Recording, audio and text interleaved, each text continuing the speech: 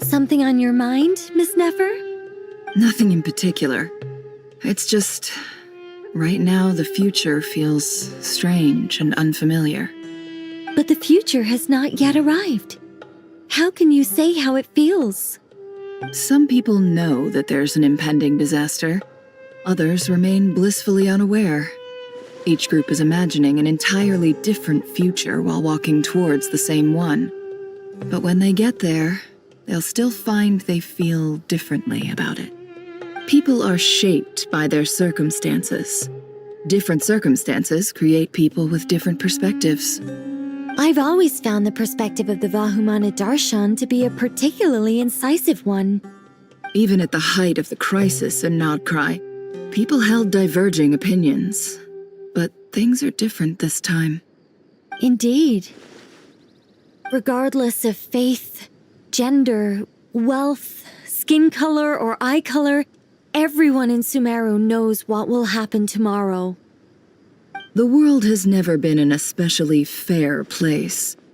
Yet now, against all odds, a moment of unprecedented unity and equality is about to take place. It's fascinating. If only my father could have lived to see this era. Era. To me, that term represents a much greater span of time. It can be an unsettling word. I would even say I'm afraid of it. Do angels even feel fear? Yes, at least I do. I fear the gap that grows wider with each passing day and the never-ending flow of time. Time renders all memories insignificant and reduces all splendor to nothing. But those memories are the one thing I do not want to lose. You're very human in that regard. If angels draw too close to humanity, our wings burn away in the bright flame of awareness, and we fall to the earth. After spending so long among humans, I have lost much of my former glory. Maybe that's a good thing. You're more human than some humans are. I've been talking to Kale a lot in recent days. We seem to be in completely opposite situations. I suppose that makes us good case studies for comparison. Case studies for who? Myself, I suppose. After comparing the two of us, I suddenly discovered that I desired more than before. It was a gentle, pleasant sensation. Just as most people pursue glory and miracles, I too am pursuing miracles of my own. Guiding humans to make the miracles in their hearts a reality. That is my miracle. It doesn't sound so bad, does it?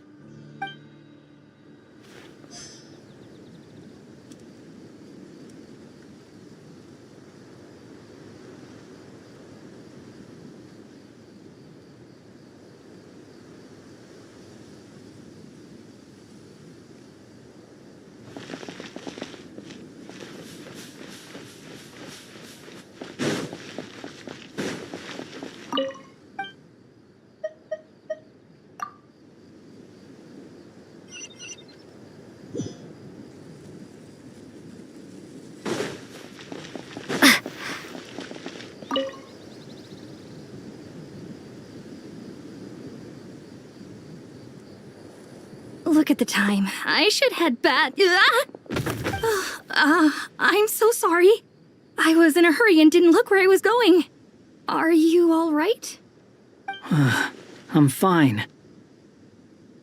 Wait, you're... Have we met? Not exactly. I think we may have crossed paths by the house of Dana before. Oh. Ah, you're Hat Guy! From Vahumana, right? You recognize me? The clue's in the name. Mr. Hat Guy. Fair point. It's getting pretty late. What's keeping you up? I could ask you the same question. If I'm not mistaken, all the workload for the Ratawa Archon wrapped up a good while ago. Well, I have something of a background in Satyavada life, so I was helping the Dendro Archon make some preparations. But I must have lost track of time. Did you find the experience enlightening at all? Honestly, it was tedious and uneventful at first. But eventually, I think I did sense some profound truths. But they also brought a lot of suffering with them. I was told that I even shed tears while I was meditating, though I have no idea why. Sorry. I hope I'm not scaring you. Not at all. It just proves you're very accomplished in your research. Good night. I wish you all the best for tomorrow. Thank you, sir. You too.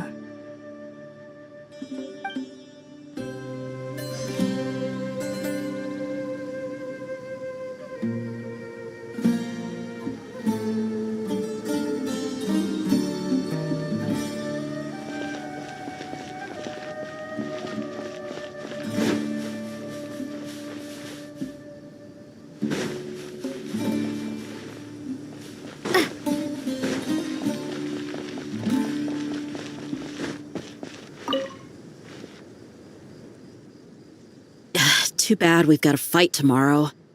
I could really do with a stiff drink. Let us pray instead.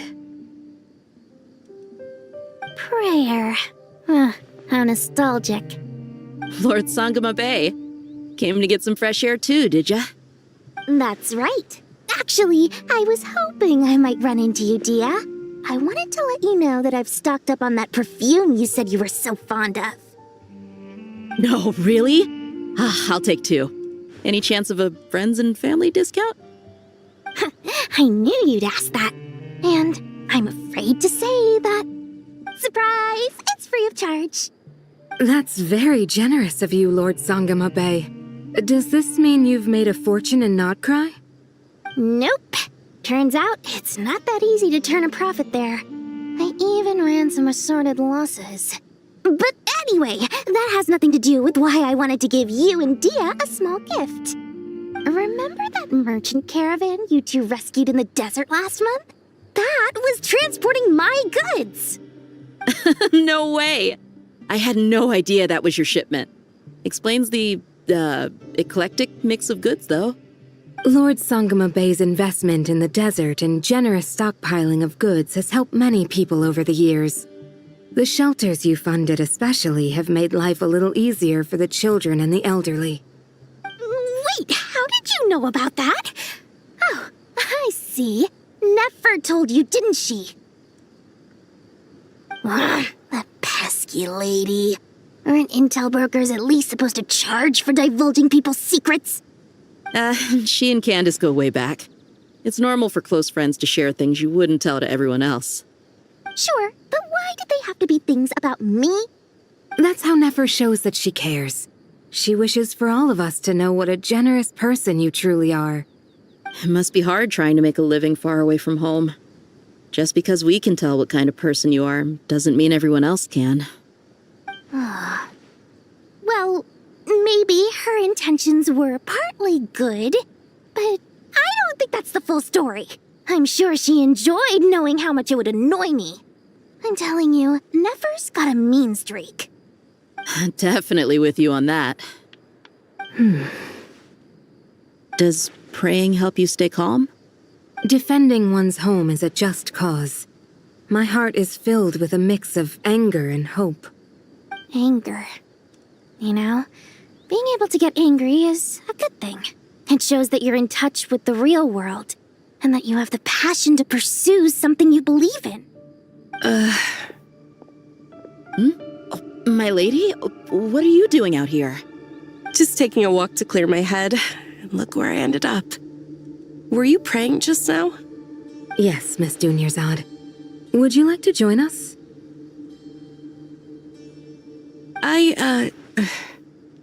Come on, it's fine.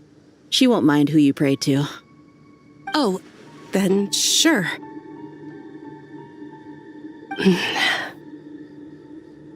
remember you, Miss Dunyarzad. You visited my shop before. If I recall correctly, the god you worship is the Dendro Archon, correct? That's right. She is such a gentle and kind god. But to me, she's more than just a god I worship. I see her more as a friend. And so do many others. She's not some almighty god who reigns on high, but a genuine friend. Agreed. She's a wise teacher and a good friend. I spoke with several people during the evacuation.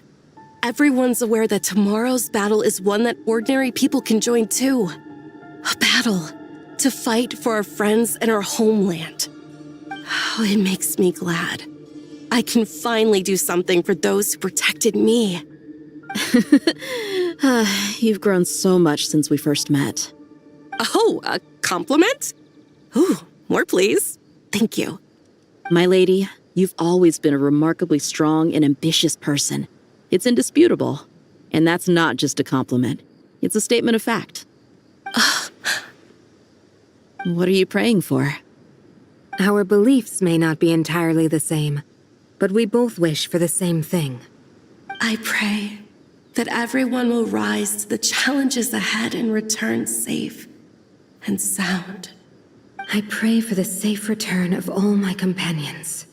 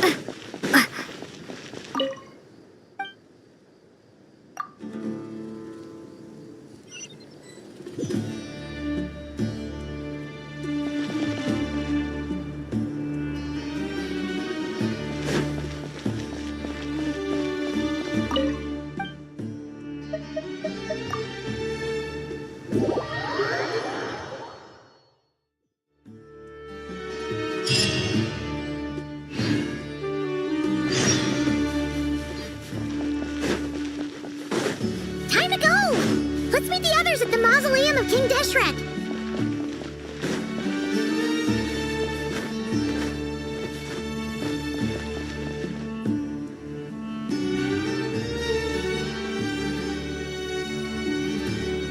I have not felt this way in a long time. Standing up high, gazing out at the rolling dunes. One cannot know what freedom truly means without first losing it. The golden slumber truly lives up to its name as a dreamland. Though desert sands exist there too, no mirage, no matter how glorious, can compare to true beauty. Dendro Archon, what is on your mind? I was wondering whose counsel I should seek on the questions in my heart. What kind of questions? So many. More than can be put into words. As I once said to a friend, we look, we see, and we comprehend. But the question still troubles us. What are the many disasters that this world faces but the sum of all irresolvable questions? The biggest question you should be asking is how to seize victory. Yes. Although, I would express it differently. I must not fail. And so the question I am most curious about now is whether the path to victory will be an arduous one. What we declare to be a young sapling, we may, in fact, find to be a towering tree, if we would only cast aside our ignorance and look beyond the veil of time to see her true form. Nahina! Preparations are almost complete. Ready when you are. We're here too. Miss Nicole! Miss Nicole! You run so fast! I thought I'd get a lot of exercise as a forest ranger, but I can barely keep up with you. Sorry, I got a little carried away. Lesser Lord Kusanali, the equipment is ready, and the modifications to Aru are all complete. As discussed during our meeting, Accessing Irminsul via the Akasha is no longer feasible at this stage. There are other options, it's just... they're a little more extreme, and more technologically demanding to implement. Maybe you should take it from here. The architecture and functionality of the Akasha terminals overlap considerably with Aru. There is reasonable evidence to suggest that one was developed based on the other, or that they both utilize technology of the same origin. As long as the transplant and merge operation succeeds, Aru should theoretically work on a scale greater than the Akasha and approximately equal to Irminsul. It will become the largest active computing device in all of Teyvat. A system this powerful is capable of a lot of different things. In the past, the Akasha was primarily used for one-way information transmission, but I suspect it could also serve as a central bridging hub. In the pursuit of greater knowledge, some scholars have attempted to connect their consciousness to Irminsul through the use of terminals, incense, and meditation. Correct. In academic language, scholars who reach that stage are said to have entered Satyavata life. Hypatia has performed this practice many times in the past, and she was once under my care for a period of time. Right. And this at least proves that there is a zone within Irminsul that can be connected to. that's right. Providing wisdom to the people is one of the very reasons for Irminsul's existence. I think I understand where you're going. Please, continue. In that case, I'll skip to the conclusion then. We need to further modify Aru, merge it with the Akasha, manufacture terminals, and distribute them to every single person we can reach. Every person? Even the desert folk? Yes, everyone. I've already calculated the amount of raw materials we need. So you mean we're going to get new Akasha terminals? Yes, but this time the people of Sumeru won't be using them to acquire knowledge, just to connect to Irminsul. That's the key. When we evacuated the city, we brought all the important assets from the House of Dana, in case we ended up needing them. Fortunately, this included the Akasha system's main terminal. We've checked all the relevant records, and one thing is certain. Nothing like this has ever been done on this scale before, so... Everyone in Sumeru is part of the plan. Whoever controls the people controls the situation. Since this function of Irminsul was introduced, it has only ever been made available to scholars, who don't constitute a particularly large group of people. But by expanding the scale to include all the people of Sumeru, all the individual connections will stack up to create a significant load on the system. Under normal circumstances, Irminsul would be able to cope with the additional load. But with it already being under strain from other activities, its remaining capacity is limited. Thus, it might be possible to shut it down completely by overloading it.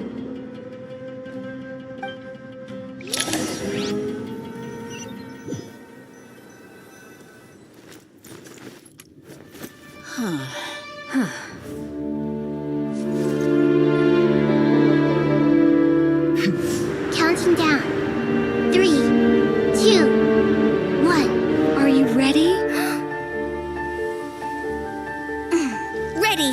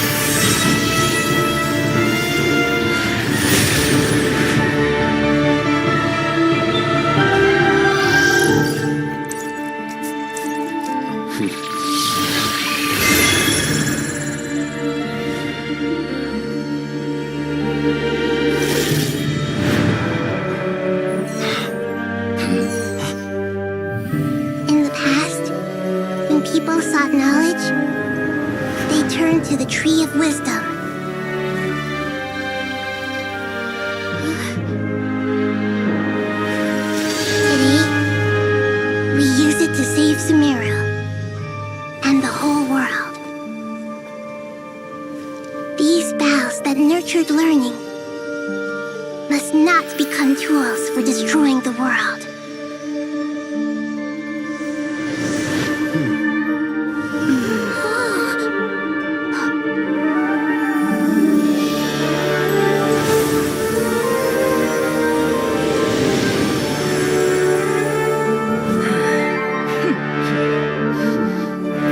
Stop. Please stop. End this transformation.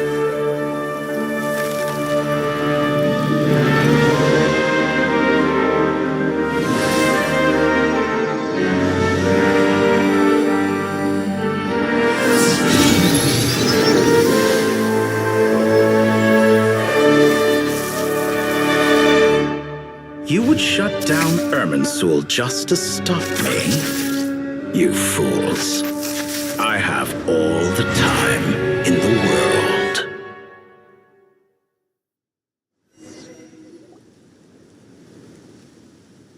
Success! The evil Irminsul tree is stopped growing! Great.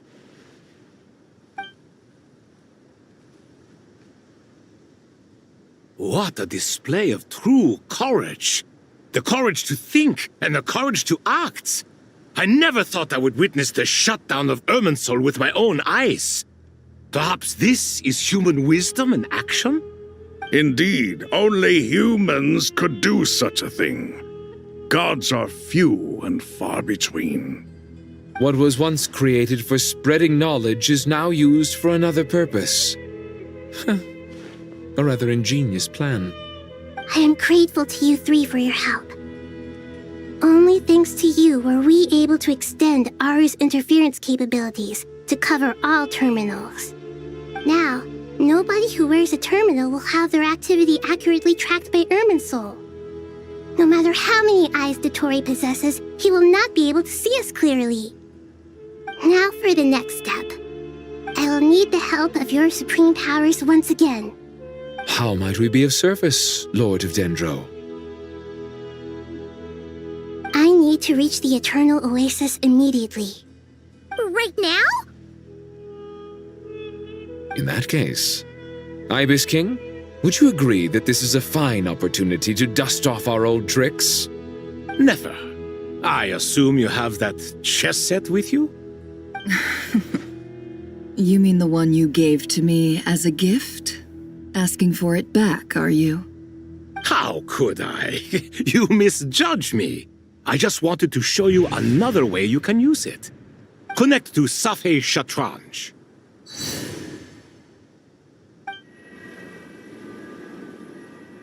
Safei Shatranj? You mean that place in the desert?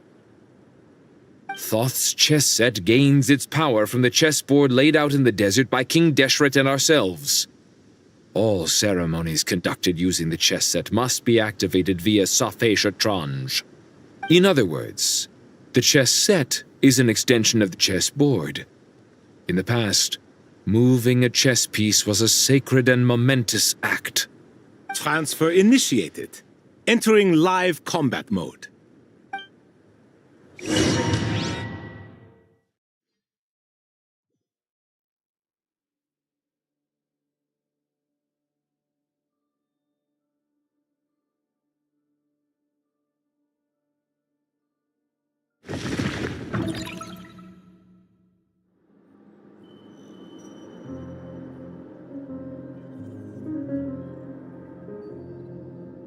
We haven't heard a single word from our spy in the desert.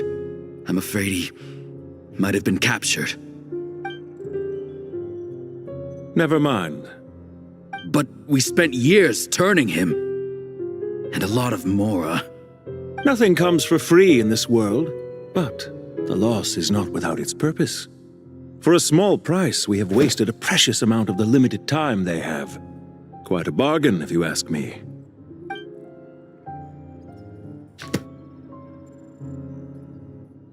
Understood.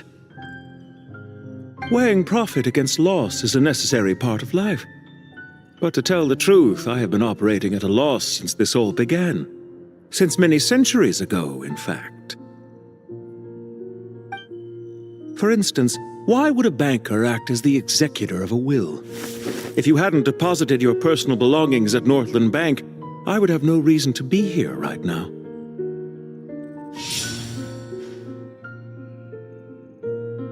Dottore, I've placed your final data backup into the ley lines as per our contract. I trust we are now square for the safe deposit fees you paid. Is it not a little petty to split hairs like this, given our amicable relationship? I consider sound bookkeeping a matter of principle. Do not forget that you only live to see this day thanks to me. In fact, every day of your life since you met me, you've been living on borrowed time. Why, that's hardly a fair assessment. I will concede that my survival was perhaps at your whim, but I became a harbinger on my own merits. Managing money is not like other professions. Mine is not a role I could have acquired based on your recommendation alone, and certainly not one I could have lasted so long in without genuine ability. The information stored in the ley lines is quite comprehensive. Rest assured, I have not forgotten how strong your pride is. Well, I presume you have no sense of fragmentation while talking with me. How could anything possibly go wrong with such strict measures in place? The remainder of your soul was split in two, with one half sent to Nodcry and the other stored in the most secure vault of the Northland Bank. Though I must say your disdain for the other segments is quite amusing. Zandik is you, and you are Zandik. Zandik created the segments, yet you, a segment yourself, reject him.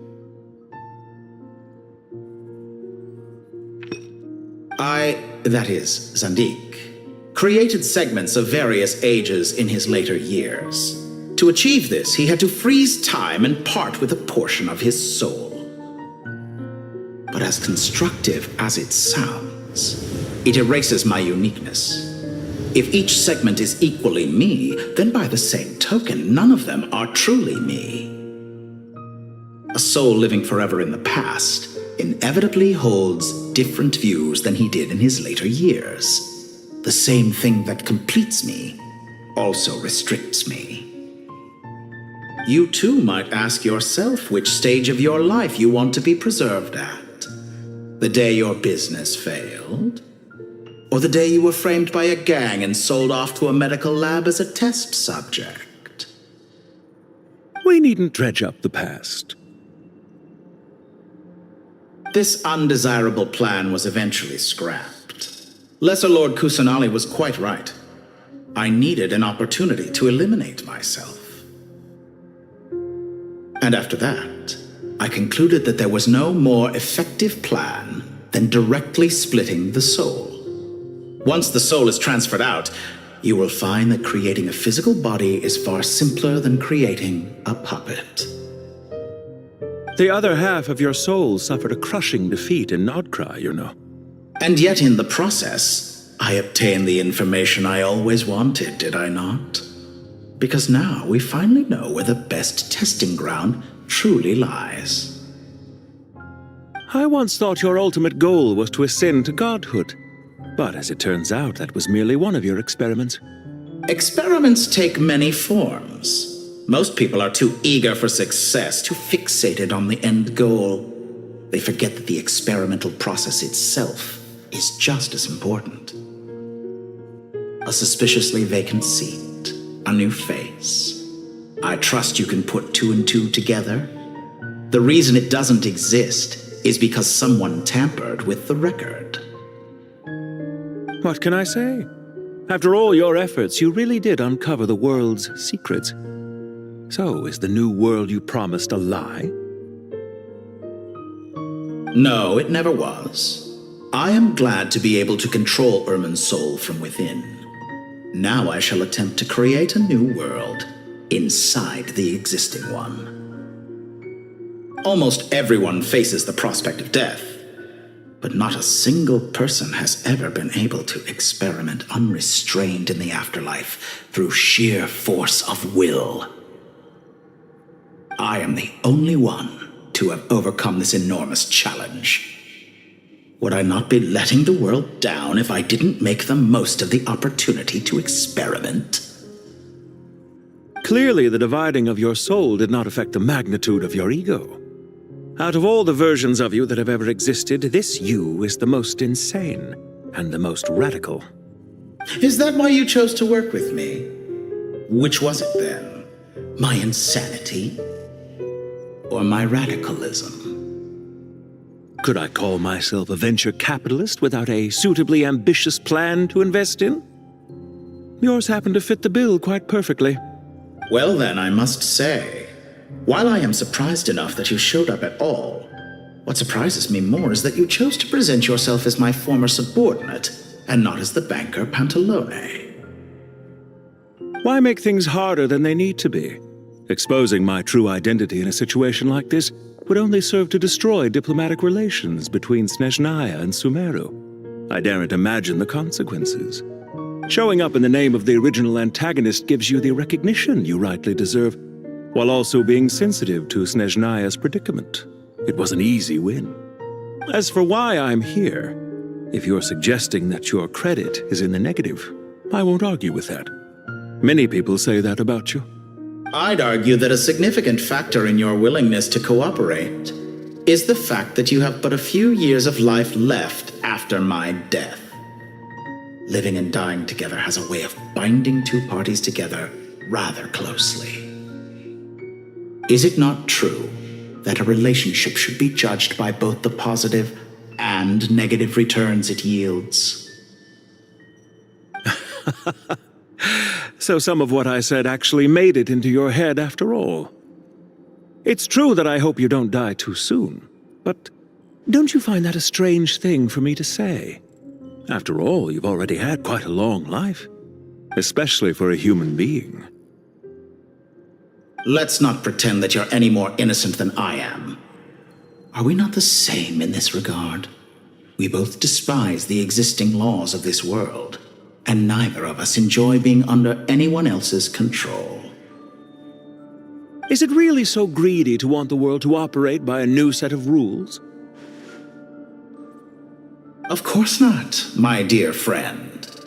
And as I've said before, mutual interest is the foundation for the most reliable of relationships. You can attest to that. I just hope there never comes a day when I have to work too hard to prove that. Regrader, sir. People have been spotted approaching Sumeru City. How strange. Despite your access to Irminsol's data, it appears the soldiers noticed before you did. They must have found a workaround. Well, Dottore, I trust you know what this means. The fact is... They're coming. They'll breach the city gates any moment now. But even so, I would say Irminsol is a wonderfully convenient thing on the whole. If you do manage to create a new world, perhaps you could plant one outside my office, too. I'll consider it. What do you need me to do? Stall them? The experiment will take time. Stall them for as long as possible. Very well. But you're really asking for the moon here. Have you heard this story? There was once a guilty man, kneeling in the center of a church while an angry mob outside waited to bring him to justice. He pleaded with the gods, begging them to grant him one final request, the chance to finish confessing his sins before he was sentenced. Many suns and moons passed, seasons changed, and still his confession continued, as if he intended to speak until the end of time. Are you suggesting I worship you as a god? Or were you hoping that I might confess my sins to you? Certainly not the latter. That would make my life miserable indeed. For someone who despises them so, you never seem to have any objections to me creating or becoming one. At first, I thought you'd be furious. Concerned I would terminate our partnership, were you? Not at all. You had reasons why our partnership must continue. Don't you find people's attitudes toward gods amusing? A god descends from the heavens and people worship it unreservedly, blindly following whatever rules are given to them. And yet, When they see an ordinary person gain godlike levels of power by virtue of their own hard work, they treat him with nothing but suspicion, even if he is a compatriot. Is that supposed to be a compliment? No, I was just thinking. I pity the man who would call you a compatriot. There's no need to be so self-critical.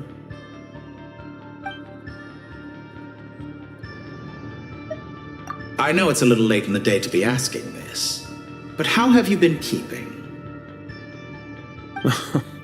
I'm flattered that you would take the time out of your busy schedule to consider my well-being, Doctor. The part of your soul that went to Nodcry caused quite a stir, sending our organization back to the drawing board on numerous fronts. It was quite a headache for everyone involved. Dear me, I must have caused you no end of trouble. You certainly did. I had the rare honor of being summoned before the Tsaritsa with Pulcinella to answer for myself. A terrifying ordeal. Don't worry, I pulled through. At most, it's a public relations nightmare. I made sure of that. Now I'm curious. How did you explain yourself? Oh, it was quite simple. I just pinned the blame on someone who wasn't there to defend himself. I could hardly be expected to defy the demands of someone as insistent as the Second Harbinger, now could I? How you slander me. You know full well that I am perfectly amenable to reason. There's no question that you are partly to blame for the ruin of my reputation over the years. Do you have anything lined up for when this is all over? Hard to say. Field work always takes quite a toll on me, as you know. Once I'm back at Snezhnaya, I'll start with a well-earned cigarette. Why are you so eager to ruin your lungs after I went to the trouble of replacing them for you? If you have an issue with it, feel free to try to stop me.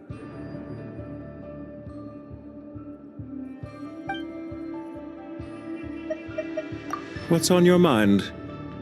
The limits of humanity. It's a pity. Despite running countless calculations, I find there is simply no way to reduce any further the amount of one's soul required to sustain an individual.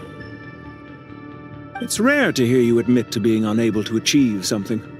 I beg to differ. For instance, as I've told you before, the original me was prone to motion sickness and couldn't make long train rides.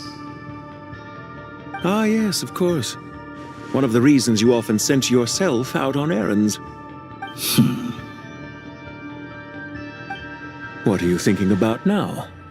A new experiment. In the event that my soul was depleted, say we extracted my data from someone else's memories, yours for instance, and then combined it with your intact soul as the base material, what would we create? Such a scenario would be impossible. Oh? As long as your current soul survives, there will be no need to create a new individual. Don't forget, you were the one who approved of the present situation wherein only one Dottore remains. And if you ceased to exist, who would be capable of performing this experiment?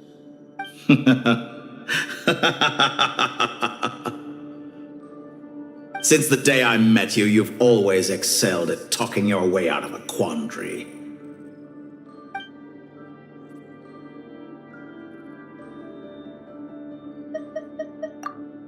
Isn't it a little too early to be saying goodbye?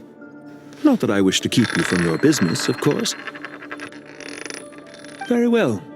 Let's leave the conversation there for now.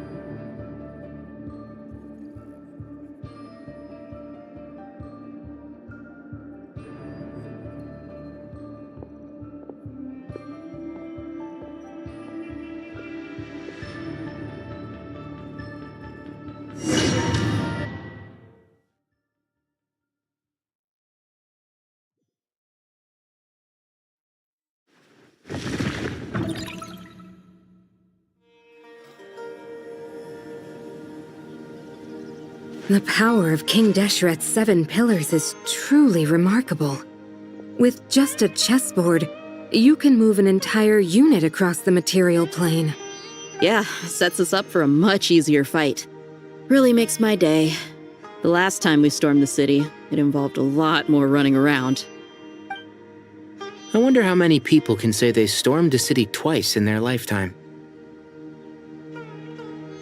I was just thinking that. I've definitely had more than my fair share of unusual experiences in my life. This is my first time here, actually. We never usually leave Gandharvaville. I hope this will be my last time. Does everyone have to chime in? Can't we just fight? What an amusing comment, my dear lady. Yet humans often alleviate tension via small talk, do they not? Whoa! Why is Candace's shield talking? Because the image on her shield is one of me. And I, of course, can appear wherever I wish to. Well, la-dee-da. Isn't that fancy? Could I get in on this? You wish for your gauntlet to speak? Why, certainly. Ahem. I think you'll find that it is I whose image is carved hereupon. Thanks. Definitely feel stronger now. You're welcome, my lady. I am glad to lend you my power. Sino, what's the situation?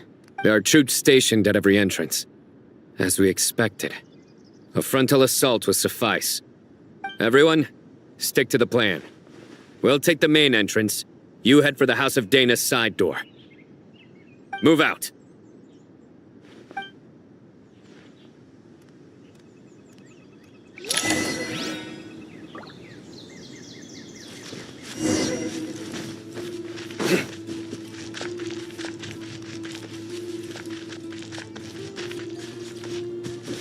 Out of my way! Take this! Watch out!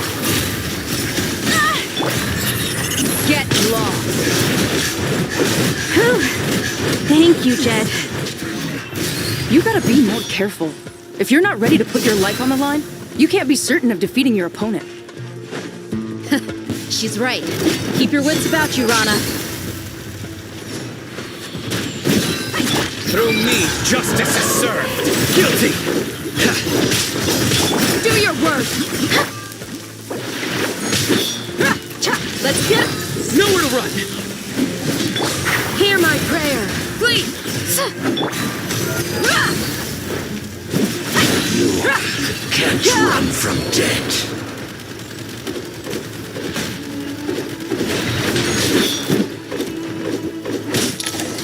Take them out and secure the harbor.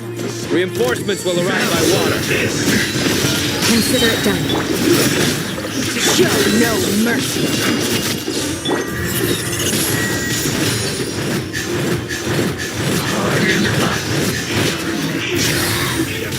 Her Majesty's gift! Surrender! Your sins weigh upon your soul. You stay condemned. Guilty!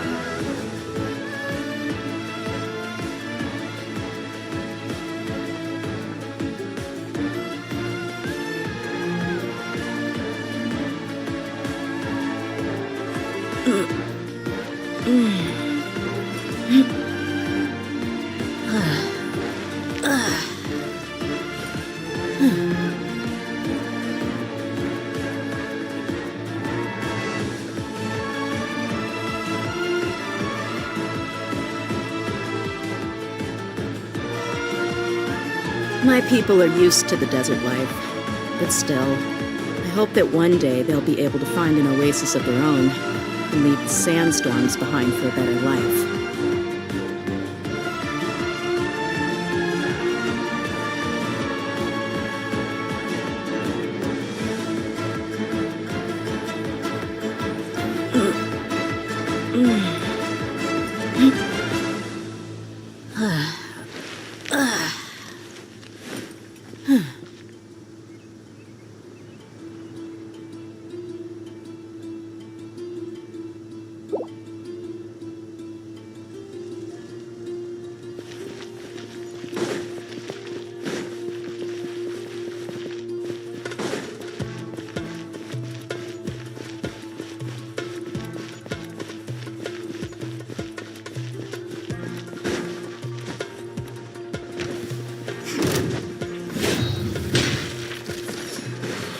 Look alive! Ah! Grant us your blessing! Nowhere to run! You're dead meat!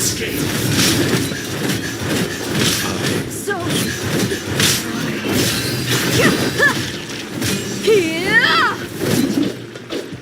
Let's get it on!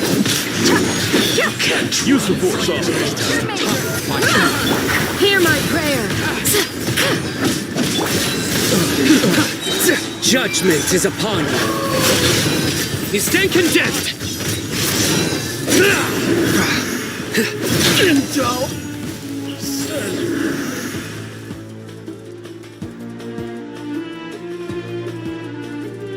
Waterway secured. Brothers! Sisters! Perfect. Just in time. Welcome. Once we've linked up, we'll continue the advance. The team has arrived at the north entrance, as planned. Good. Press on.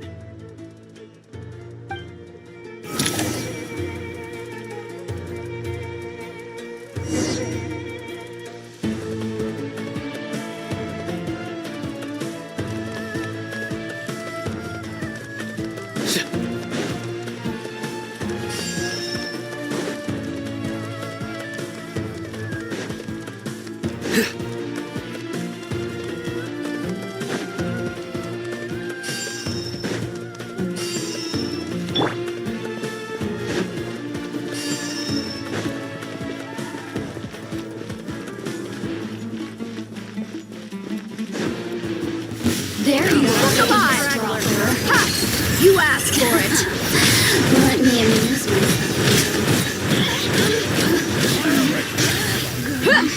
Grant us your blessing, please!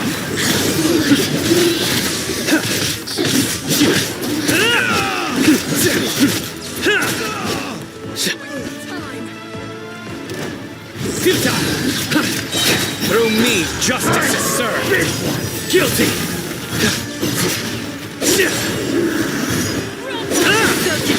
There's nowhere to hide! You're exposed! Hear my prayer! Let's get it on! Couldn't! Gloves off!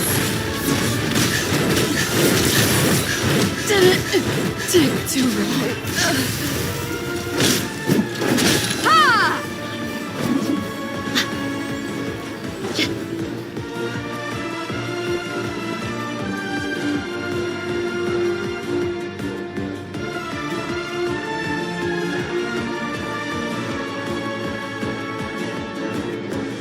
Look out!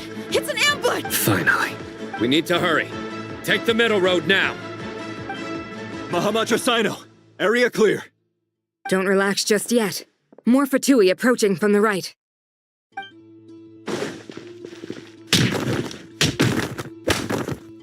Irminsul cannot track our movements.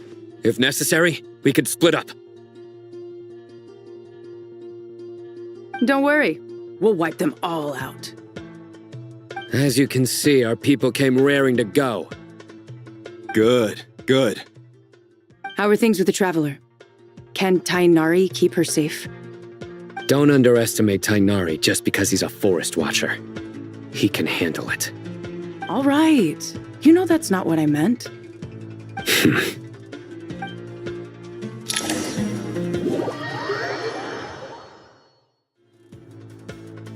Sino and the reinforcements have drawn the Fatui's fire away. It's our turn. By using a cluster leaf of cultivation, we can pass through certain terrain silently. Good luck with that. We'll just fly up there. Huh? Oh, yeah. Paimon forgot she could fly. Ready? Ready.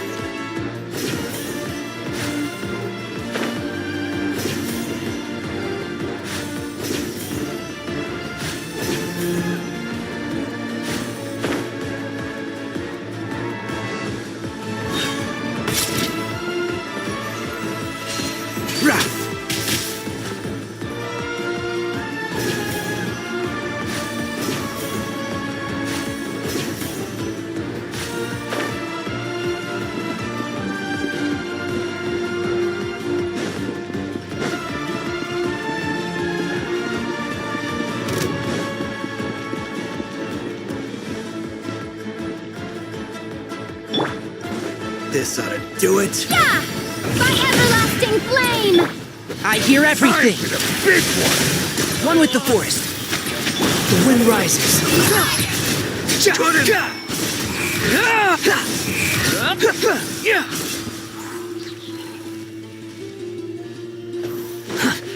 unsightly insects.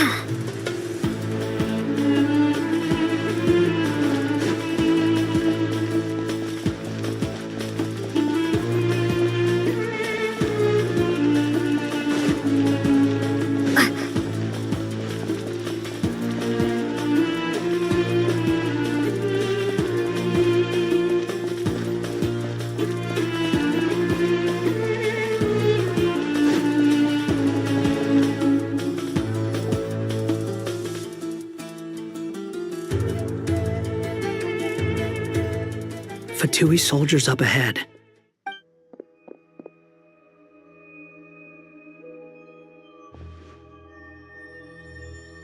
Careful. Prepare for battle. Hey! There's people over there. You have some nerve showing your faces here in the center of Sumeru City.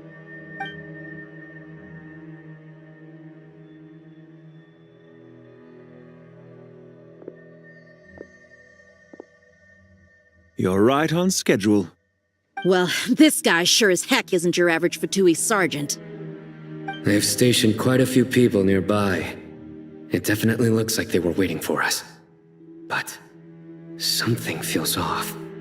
Everything about this guy feels too deliberate. I highly doubt he's just a subordinate of Dottores. And he's no mere sergeant. Whatever his rank is, it's high. Much higher than we thought. So you've been waiting for us. But it looks like you're geared up for a conversation, rather than a battle. Very clever, General Mahamatra Sino. I know you're the one in charge of this siege, and I look forward to making a deal with you.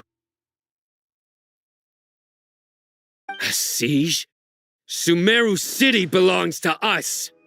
Historically, yes. But things can always change. We have quite a sizable force with us, you know. For instance... There's a Fatui ambush at the north gate. Can you handle him? We can for now. Yes, I'm quite sure both sides can hold their ground for the time being. The battle is but what happens next? Do you enjoy what, once a war begins, some people must die? I doubt you wish that fate upon anyone you know. Wait a second. It's a trick. He's not even there. Silence! He disappeared. What was that? A ghost? Curses! He was never there to begin with. That was just a shadow projected there to lure us in. Enough talk! Attack! I apologize for being unable to accompany you at this crucial moment, but I am compelled to leave for reasons beyond my control. Please excuse me. Sumeru's General Mahamatra is quite ruthless. It's a good thing I wasn't there in person. Your illusion held them up for a time just fine. But now that they have seen through it, they will realize you were just a decoy. Decoy or not, what matters now is that they will be heading your way imminently. Not imminently. They are already here.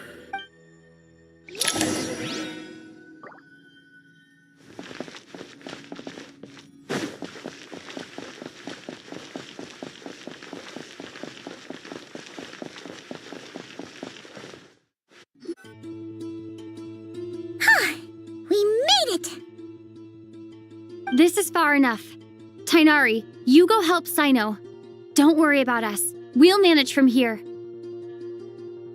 Are you sure you don't need me to stand guard? No need. Once the connection is established, we'll disappear from the sanctuary of Surasthana. Go help the others. All right. Goodbye for now, then. Please tread carefully.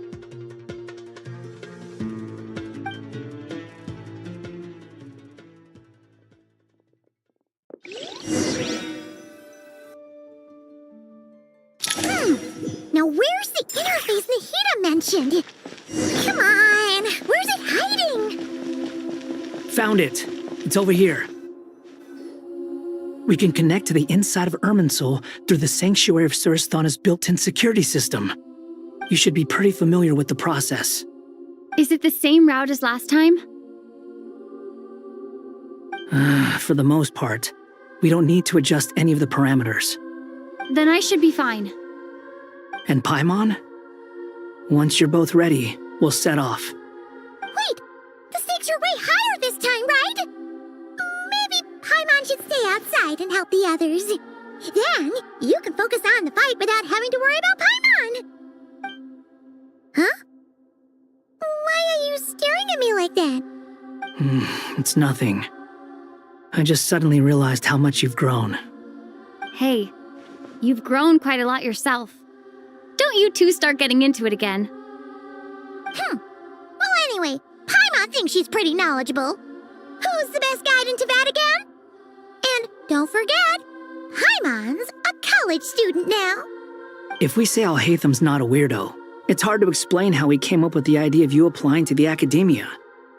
But for all that he counts, you're doing surprisingly well in your studies. show how important it is to have someone supporting you. And Paimon's not the only one. Let's not forget that you only became a student because of Nahida's personal recommendation. That's fair. I have learned a lot in Sumeru. Oh yeah. Did you ever come up with that ugly nickname you promised me? What?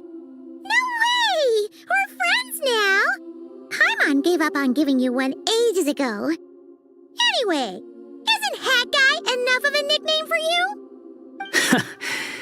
Fine. Suit yourself.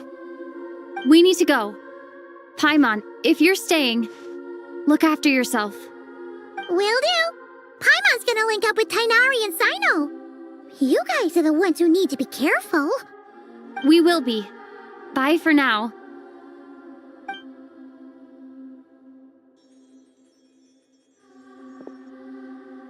Initiating connection.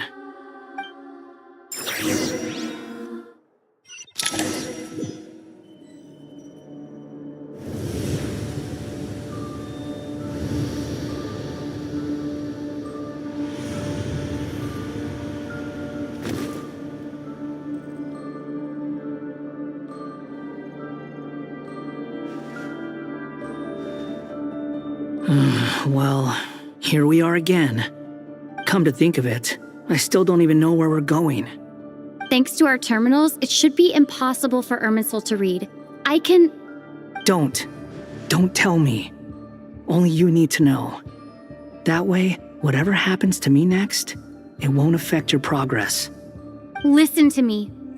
Your safety is just as important as mine. Don't even think about sacrificing yourself for the greater good. We came here together, and we're leaving together. All right, if you insist. I won't argue with you.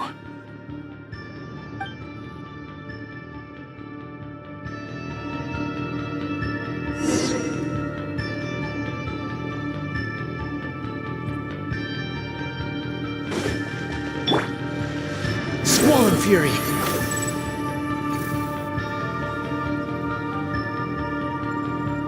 This place looks so different from how I remember. It's unrecognizable. It's a complete mess, like someone's turned the place upside down. Must be Dottoro's doing. Either he's searching for some information he needs, or... It's still changing. He has to know we've entered Irminsul. But luckily for us, he can't pinpoint our location. Be on your guard. Don't let him find us. The red parts have probably been corrupted by Dottoro's power. Don't touch them, or you might alert him.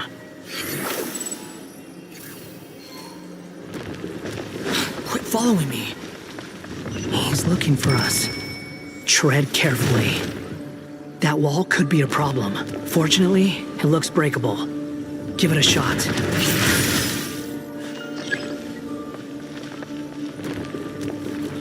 Behold!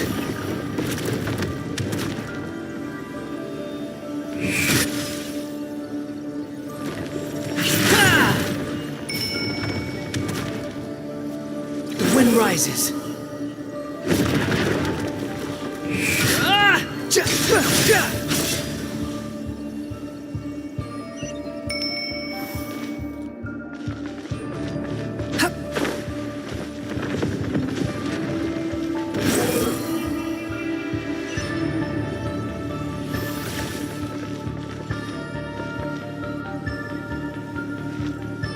Swollen Fury!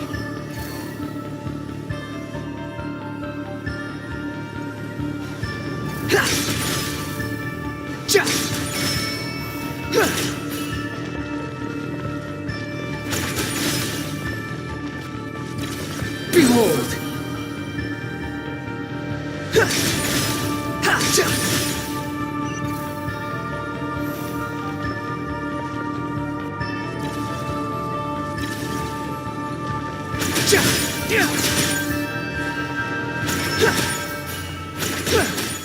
The wind rises.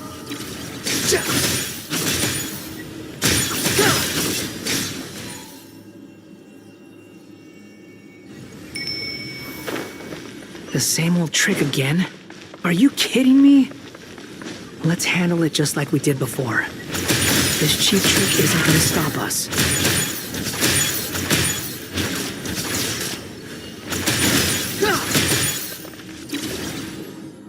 Oh no, it's... A trap! Is that why he was using the same trick over and over again? To get us to lower our guard?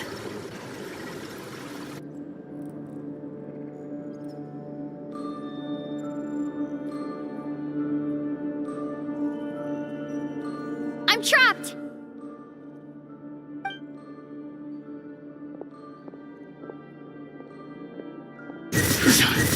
Why won't this thing budge? Hello? Hello? Can you hear me? Nicole? Is that you? Yes, it's me. I'm monitoring your progress from inside the Eternal Oasis, and I have to say, this terminal is simply marvelous. It makes tracking you so much easier. I couldn't see anything at first, but now that you two are inside, I can use your location with support from the terminals to get a partial view of the situation inside Irminsul. It's not the clearest image, but it's better than not being able to help at all. So, here I am. I can't intervene directly, but I can help to guide you out of the jam you're currently in. So please, just follow my lead. Dottore in his current form is a blight upon both Irminsul and the ley lines. Pay attention to your surroundings. There must be sources of his contamination nearby. The corrupted information is his means of manipulating the environment. You must destroy them. Is that one of... Good work. But we're not done yet. Stay close, and let's see if we can find any others like it nearby.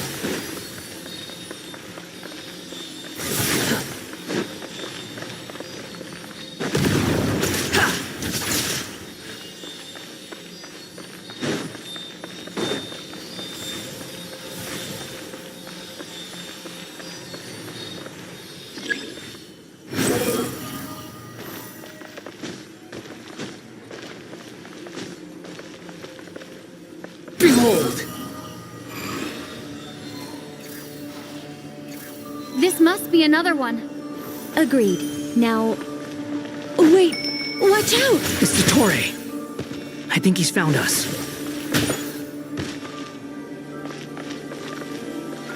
Quit following me. The seal is broken. Quick! Get out of there!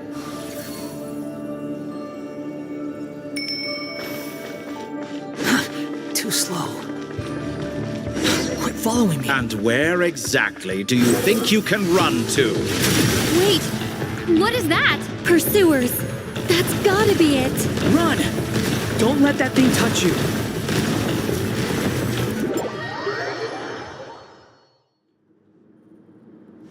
And where exactly do you think you can run to? Wait, what is that? Pursuers. That's gotta be it. Run! Don't let that thing touch you. Dodge that attack.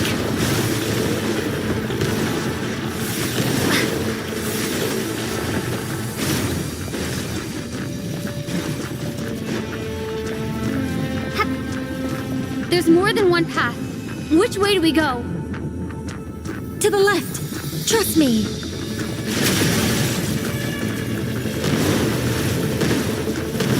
Fleeing like vermin.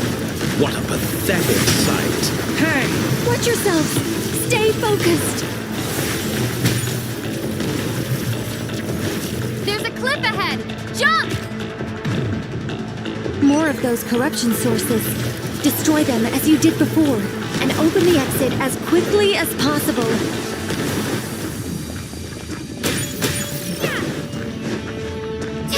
They're relentless.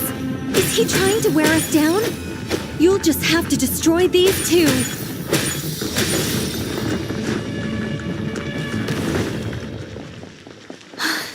I think the pursuit is over. Hard to say. Stay alert.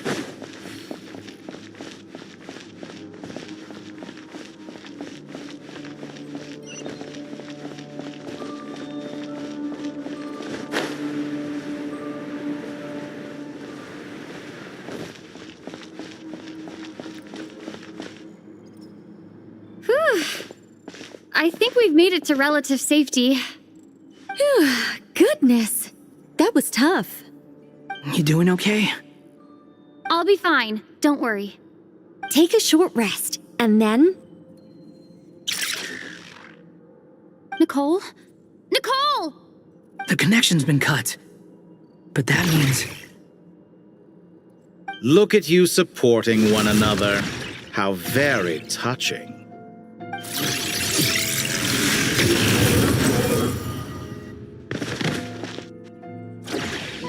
Dottore! Took you long enough to find us. You're more useless than I thought. Oh, really?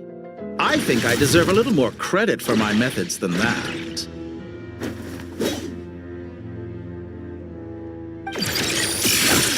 Rather than hunting you down, I chose to let you roam free. I indulged your presumption that I was unable to track your movements, played along with your clever little plan. Fleeing is for animals, but I rather enjoy watching you flee. Some things lose the will to run altogether as soon as you put them in a cage. If that's true, then why did you come looking for us? Because I wanted to observe you up close, of course. Don't misunderstand me, I'm not here for a fight. Is it so unusual that I wish to greet my old acquaintances in person? After all, it's been a while. Scaramouche.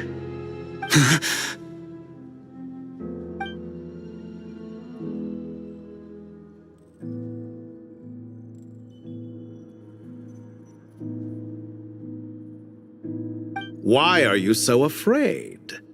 I have done nothing unprecedented in discovering the truth. Nor did I go to any great lengths to uncover your story. You made a bold series of moves in deciding to erase yourself, and with the power of this great chronicling device called Irmin's Soul, you were able to achieve something quite remarkable. Once most people form an opinion about someone, it tends to imprison their mind. Yet you managed to erase every trace of your existence. A novel take on death indeed. However, this meant that you stood out to me all the more when I saw you in Nodcry. I didn't even have to go looking for you. Just the sight of you was enough for me to intuit the truth. For someone in my position, connecting the dots was a trivial affair. It would have been more surprising if I hadn't managed to piece it together. You seem very pleased with yourself for figuring it out. I'm sure you'd even be more delighted to learn the full extent of your crimes. That would hardly be necessary. Besides, isn't there something that concerns you more right now? Something that fills you with dread? Let me put your mind at ease. I have no intention whatsoever of restoring any of the records you deleted. For one thing, it would be exceptionally difficult. But more to the point, I doubt that the prospect of losing your current life is all that frightening to you. Because in your case, the cruelest twist of fate is that you'll never again have the chance to make up for any of your mistakes. Isn't it? Dottore?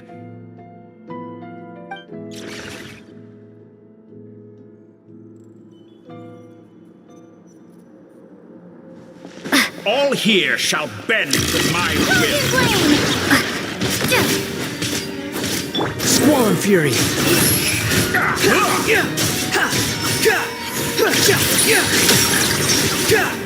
I'm afraid you'll need to do better than that to take me down. I expected you to have grown stronger. Ah, how foolish of me.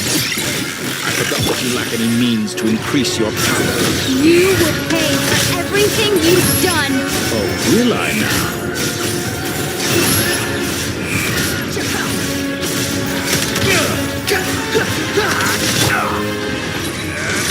Scorch and burn!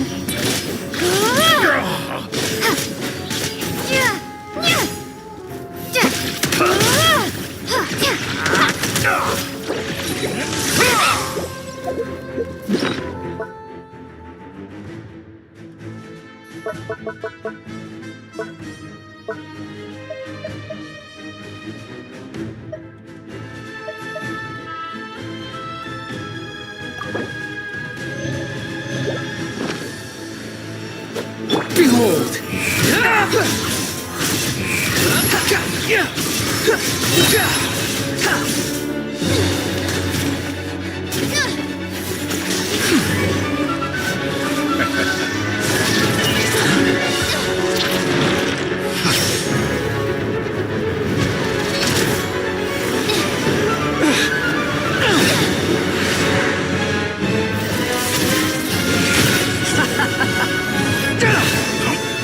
Does the prospect of death amuse you? I could ask you the same question! I'll distract Ettore. You focus on the mission. Got it.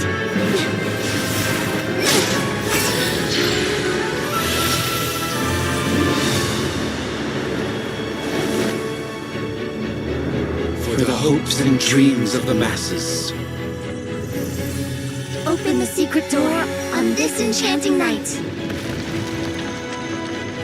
May wisdom's light eradicate ignorance and darkness, and hereby fulfill our ancient vow.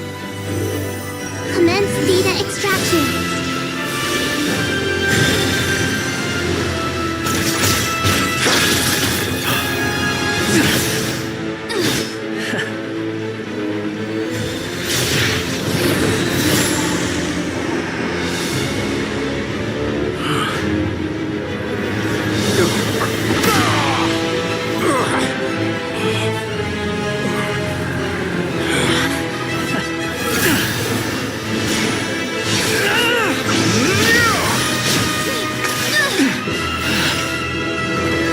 You cling to outdated ideals and stand in the way of progress. You will pay for interfering with the grandest experiment of all time.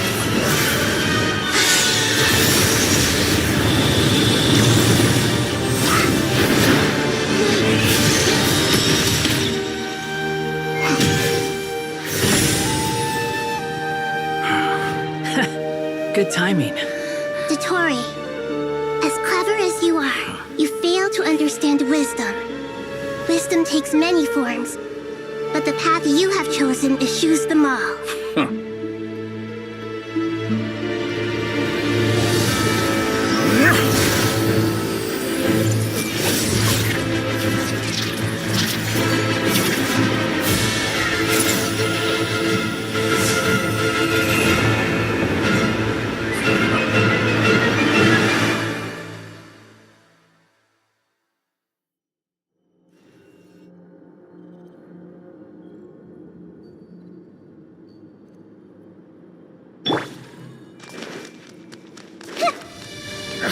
My strength is fading!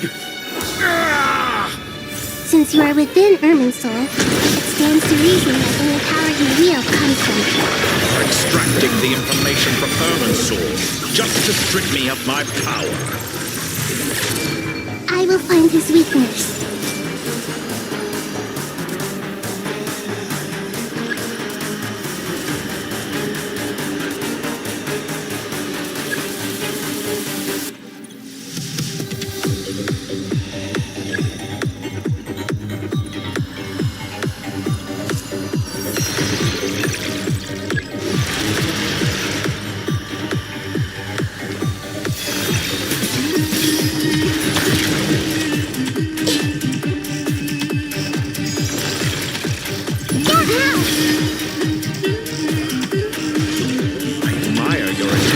Introduce a new variant, but it's nowhere near enough.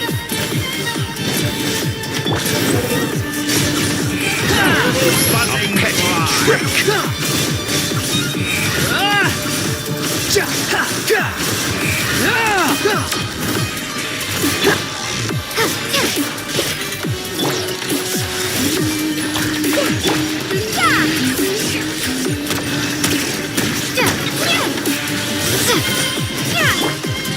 Squall Fury!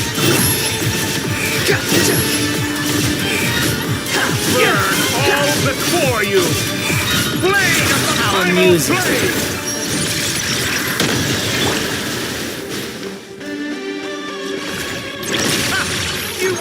You're so close. Just hold on a little longer. I'll hold him up. Traveler, Hat Guy, the rest is up to you. We certainly...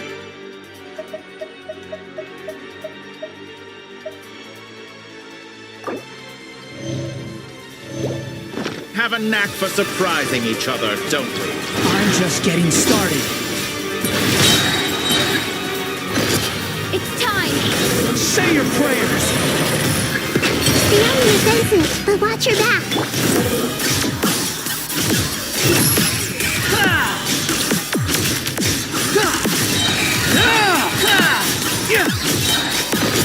It's time! Say your prayers!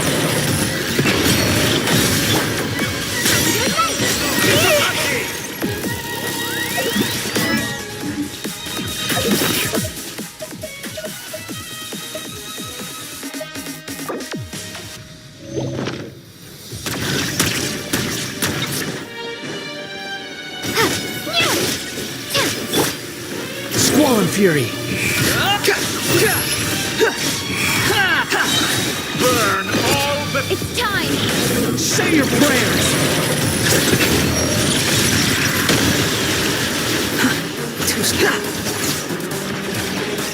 The wind rises.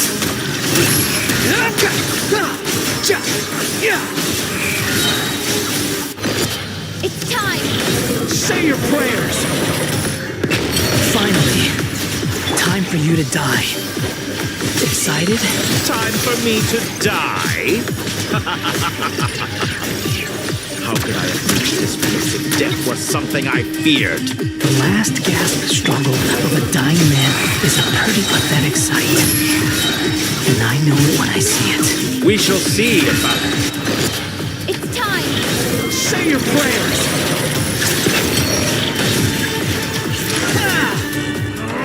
That's enough!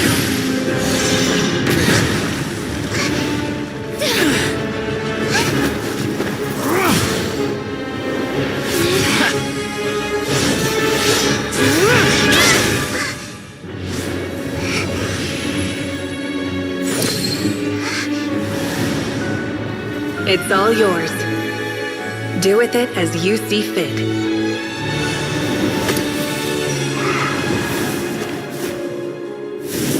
Just as you say, this world is home to some archaic things. And as you suppose, you are a formidable opponent. You have long coveted the secrets of wisdom. So now, I will demonstrate true wisdom in action. I invoke my supreme authority as the keeper of Irminsul. Commend me or condemn me. But give your verdict now!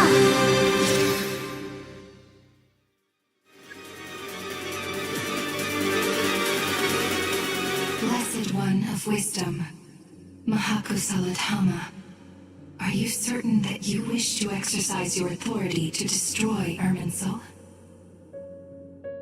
It represents both your roots and your finest accomplishments.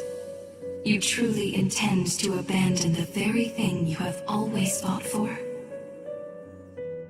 This is my decision. Irminsul has been corrupted beyond redemption. Irminsul is the original tree of Tevat. It is the means by which the heavenly principles maintains fate itself. The 7 Archons should honor and revere it, for their authority was bestowed upon them by the heavenly principles. It is precisely because I honor and revere it that I fight for the humanity it exists to protect. Wisdom is knowing how to weigh the options and make the right decision. If you truly care about the fortunes of this world, then it is me you should seek to preserve. Planting a seed begins the chain of cause and effect. Since you have become a great tree yourself, why should the loss of another tree be anything to fear? Till we meet again,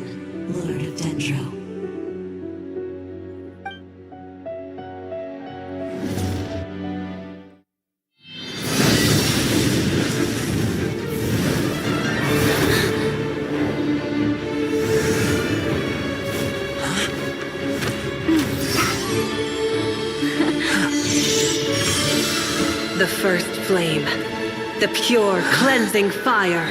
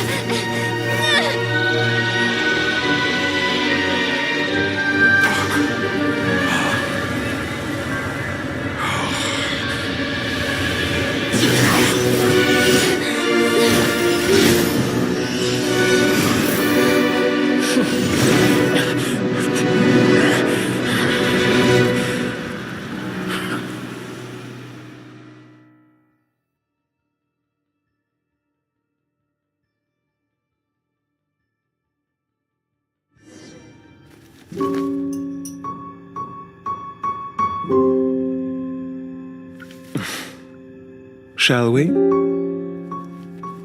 Where were we? I was suggesting that you needn't perform when signing a contract.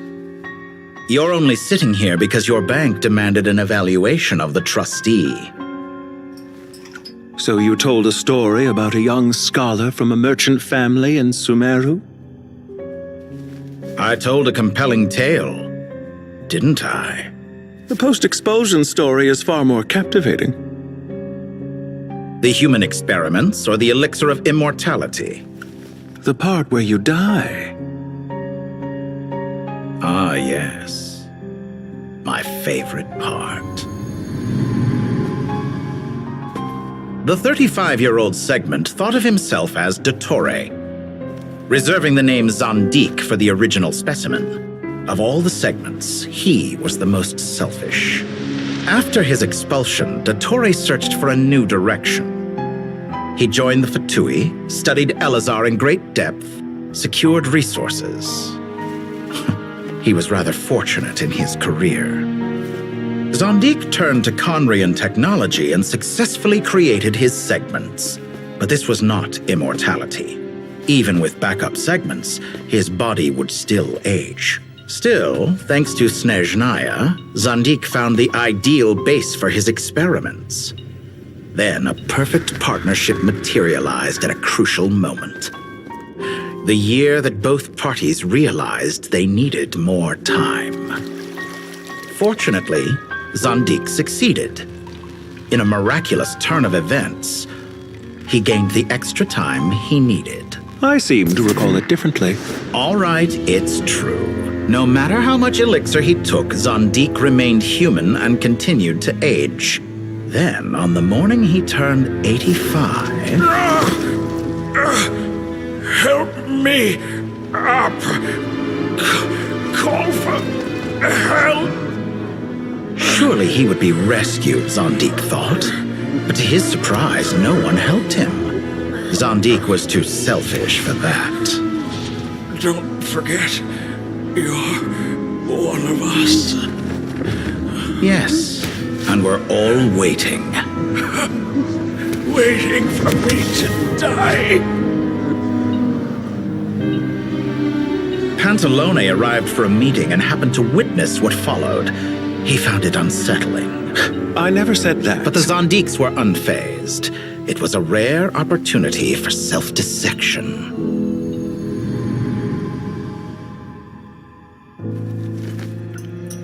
What does all that have to do with you depositing your data at Northland Bank? It has made me cherish my time in this world all the more. Fair enough. So you do have a sense of self-preservation.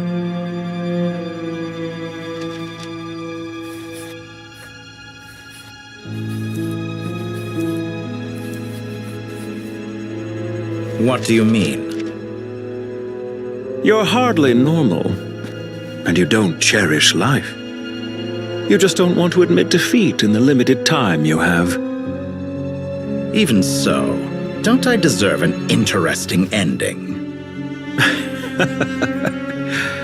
I'm counting on it.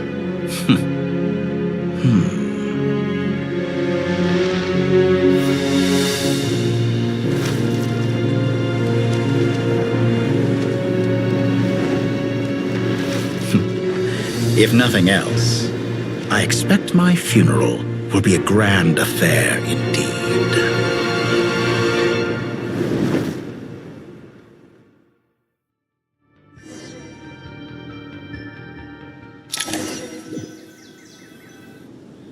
What a magnificent fire. In Snezhnaya, we light fires to ward off the cold. Fire, it seems, is antithetical to ideas such as cold, frozen, and unchanging. Perhaps it has always been that way. From the beginning, fire has been used to drive away wild beasts and warm the body and mind. You could say it's a form of treatment. One that cures the human heart of mortal fear. Mortal fear? Something you haven't been acquainted with in a long time, by the sounds of it. Whereas you, I'm sure, must know the feeling quite well indeed. I remember when we first discussed the elixir of immortality, you claimed that extending your lifespan was about buying more time. But was that really the truth? You fear the prospect of dying a wretched end in this world, don't you? Of course I do. I'm only human, after all. And while you may have forgotten it, you cannot deny that you too were once human, Dottore. I do not believe that there is no such fear in your heart. Perhaps you are right. But I abandoned it long ago and devoted myself to my experiments. I have felt no fear since. From the very beginning, I never thought you could win this game.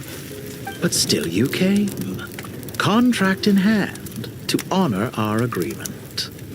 Because I am a reputable partner. And as we have discussed, experiments are about more than results alone. The process is equally important. I have come here and completed my creation, and I do not regret my decision. I'm afraid your journey ends here. After I die, there will be no one to make the elixir of immortality, and your remaining stock will only last a few more years. How then will you prove that you didn't perish in this incident alongside everyone else? When I feel optimistic about market environments, I never forcibly adjust them. They have their own direction. And I myself am one such environment. I have been quite particular about many things in my life. But where the manner of my death is concerned, I choose not to be. You make yourself sound so magnanimous. Oh, but I am. And I hope you will be too. It may have been a long time since anyone told you this, Dottore, but I recognize that you are a truly rare talent. Ha! I can see it. The experiment in blasphemy that I've been performing all this time. It has been a long process, and I do not care about the results as much as people might imagine. If the very goal of your experiment was to explore infinite possibilities, then there was never any reason for it to end. Indeed. Yet now, the experiment has officially drawn to a close. What should I call you? Zandik? Or do you prefer Dottore? Suit yourself. Goodbye, Feofan. This time, that's what it truly is. And don't I know it? Goodbye, Zandik.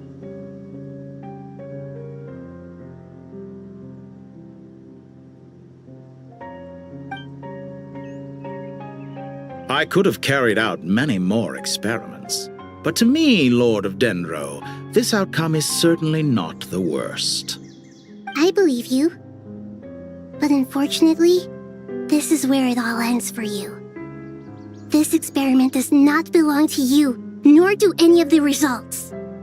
Experiment? It sounds like you're trying to outdo me in my own field.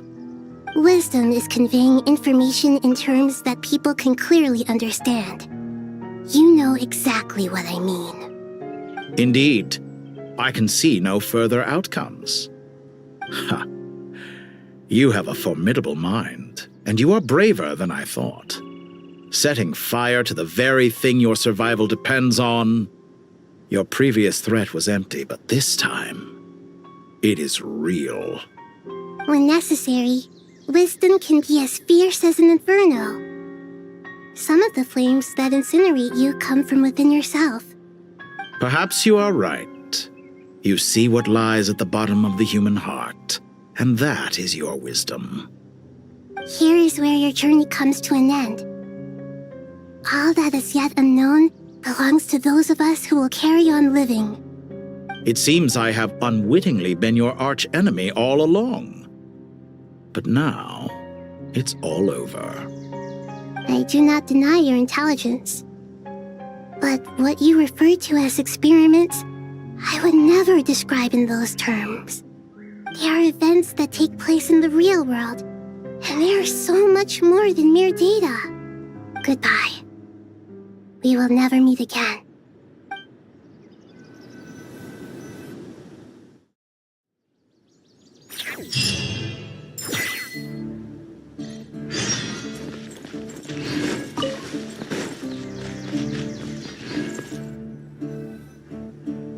Well, that's the last of them.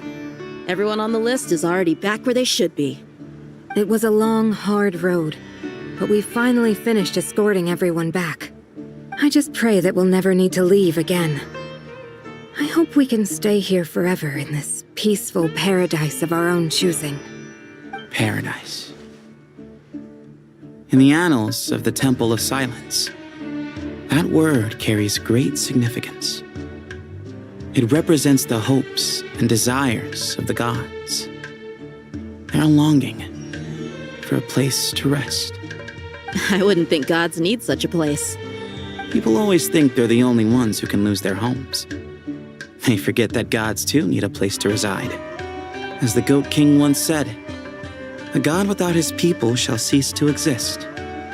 Gods need their believers every bit as much as their believers need them. Only we can truly understand how much the desert faith has faded over the centuries. But we still talk about the gods as though they're part of our lives. Given the myriad ways in which gods and humans interact, I'd say they really are. How else could Dunyarzad consider the Dendro Archon a friend? Well, that sounds about right to me. Describing them as friends sure makes us feel a whole lot closer. If you told me a few years back that I'd have this many friends, I'd have called you a liar. Belief is a choice, just like friendship. We've made our choices through battle. The right ones, wouldn't you say? I'll be heading back to the Temple of Silence. I heard the Goat King and the Ibis King decided to pay us a visit. How about you?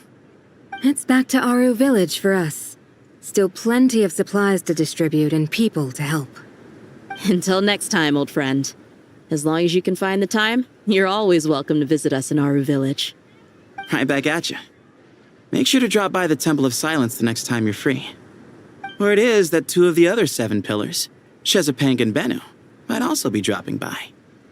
Since you're wearing the symbols of their power, it'd only be fitting if you came to see them for yourselves. Dropping by? That makes it sound like they're visiting a neighbor's home. Well, the temple was founded by Hermanubis, so I guess to them, that's exactly what it is. Guess that's true. All right. We'll make sure to find time to stop by. Stay safe on your journey home. I will.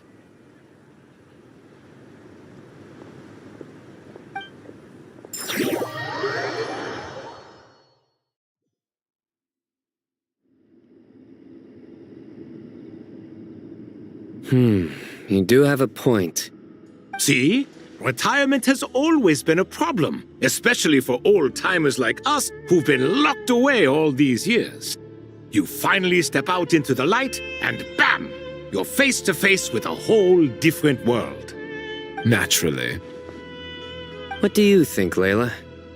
Huh? Why would you think to ask me? How could I possibly be qualified to decide where the servants of King Deshret should live? Sorry if my question was unclear. Do you think their statues will stand out too much if we place them here? Hey, I never agreed to this. How could we possibly allow our statues to be left in Hermanubis' home? That would be like breaking into someone's house, then pretending it belonged to you in the first place. Different beliefs can coexist. We still need to respect one another. By which you mean, you two plan to stay at the Temple of Silence, for a while at least, but you have no intention of relocating your statues here. So, you see this as sort of a family visit? Is that correct? Family. You could say that. In a sense, Hermanubis would view this as his home. Just look at this place. Magnificent, is it not? The sad truth is, in the past, all three of us invested so much into misguided ventures. We failed to build what we should have, and wasted so much time instead. And what do you mean by that? I mean that for the most part, time spent associating with the likes of Sobek, and, let's say, Thoth, might reasonably be considered wasted.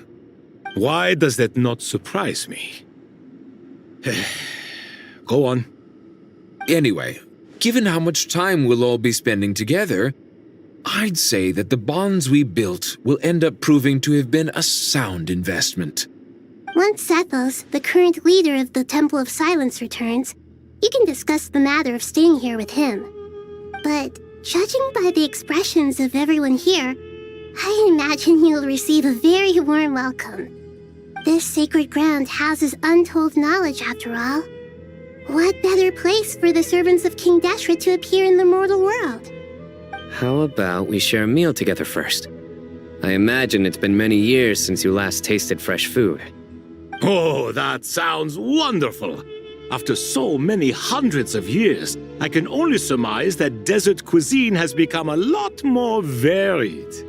Are we having a get-together?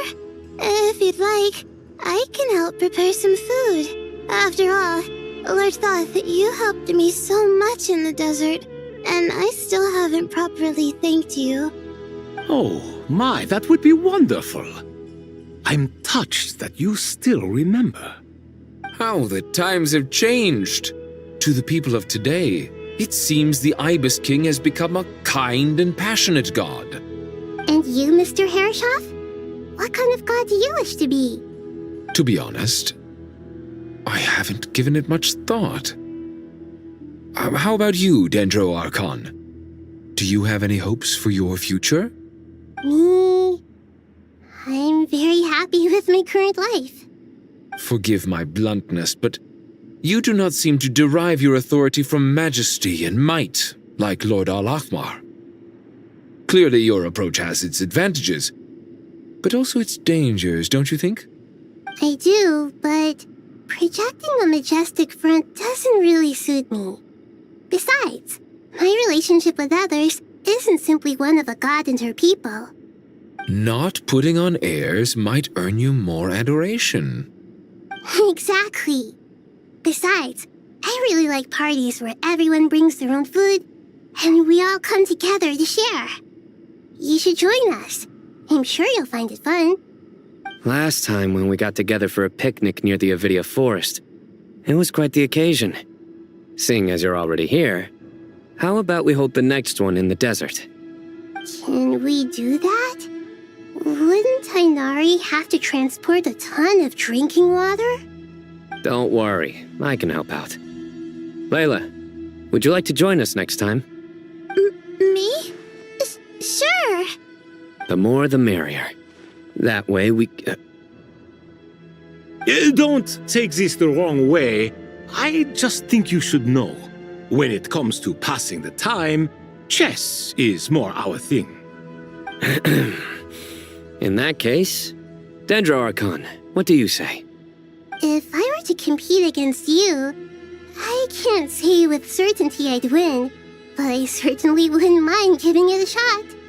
Where's Sobek? I'm sure he'd be good for a few rounds. Cards, cards, cards! I'll always prefer chess. I wonder what variant of chess we're talking here. Mr. Thoth, is there some sort of astrological significance to this game? Oh, I'm glad you brought that up. As long as the leader of the Temple of Silence agrees, we can search Hermanubis' place for books to teach you how to play.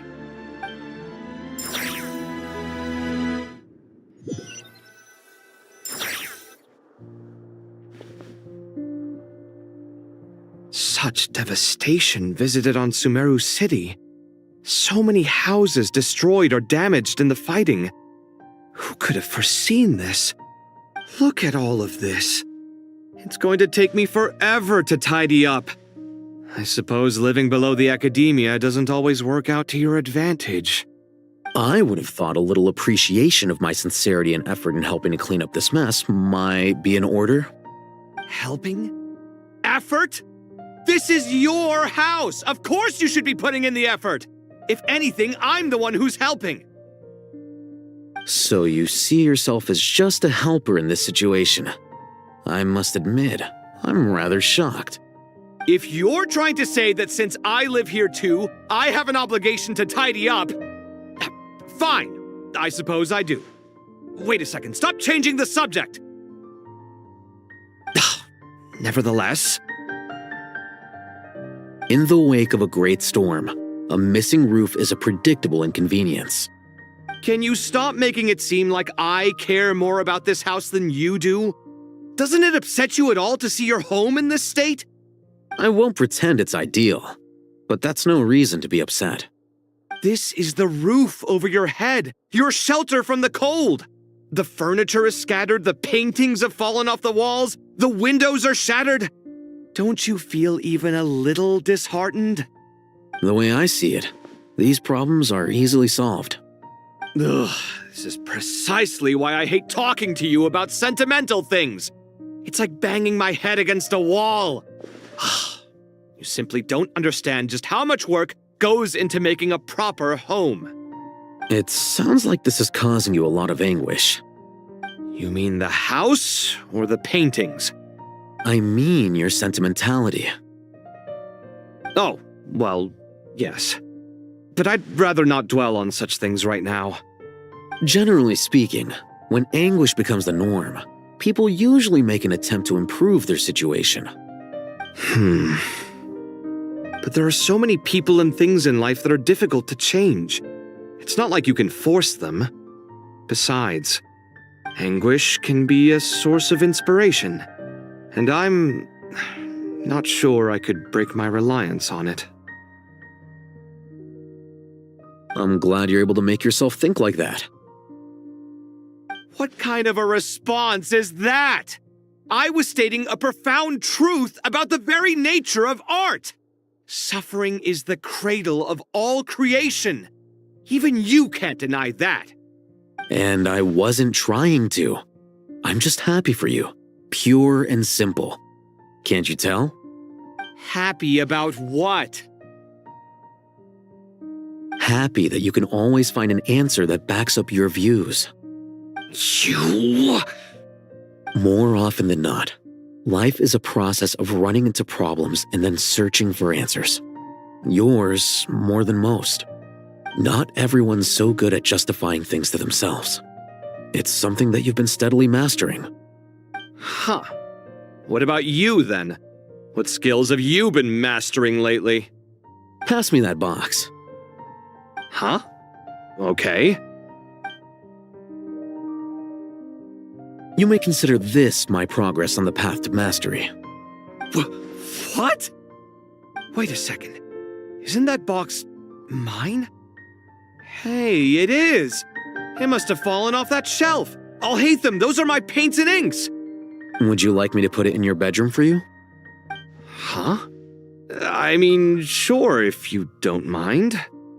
What kind of progress is this? Does he think he can bribe me? Not that giving me back my own things is much of a bribe. These books on the floor, they're a complete mess. And this one, didn't he say it was an out-of-print collectible? It's completely covered in dust, and some of its pages have even fallen out. Ugh, guess I should help him repair it. This one too. And this one.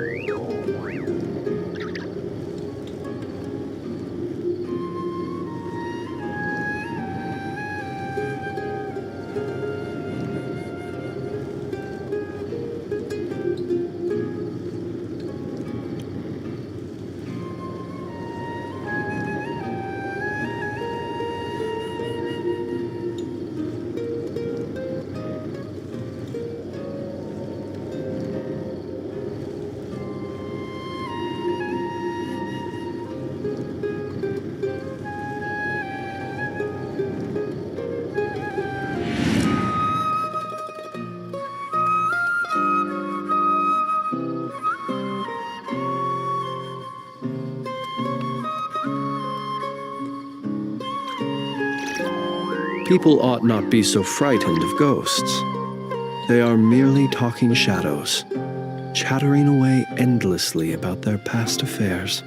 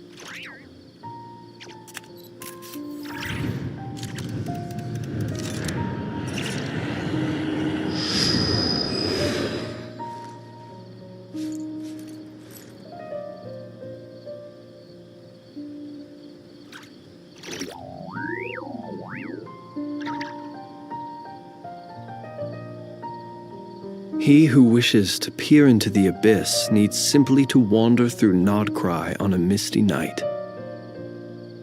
The march of the Wild Hunt will be sure to drag him into the darkness.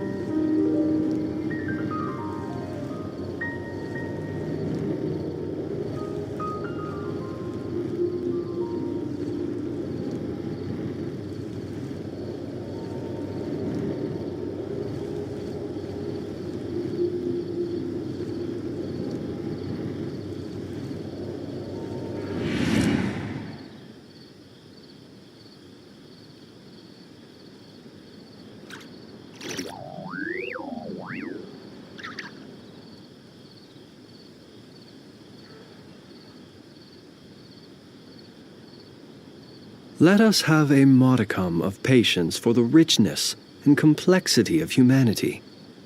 The wanton cruelty of the few is not worth our ire.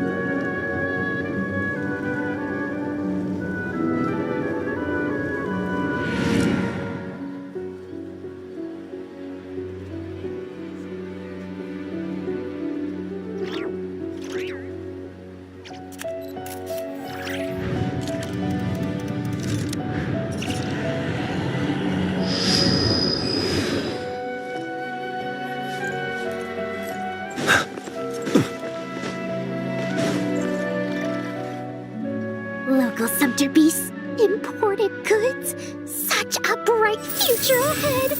I can picture the Mora just rolling in.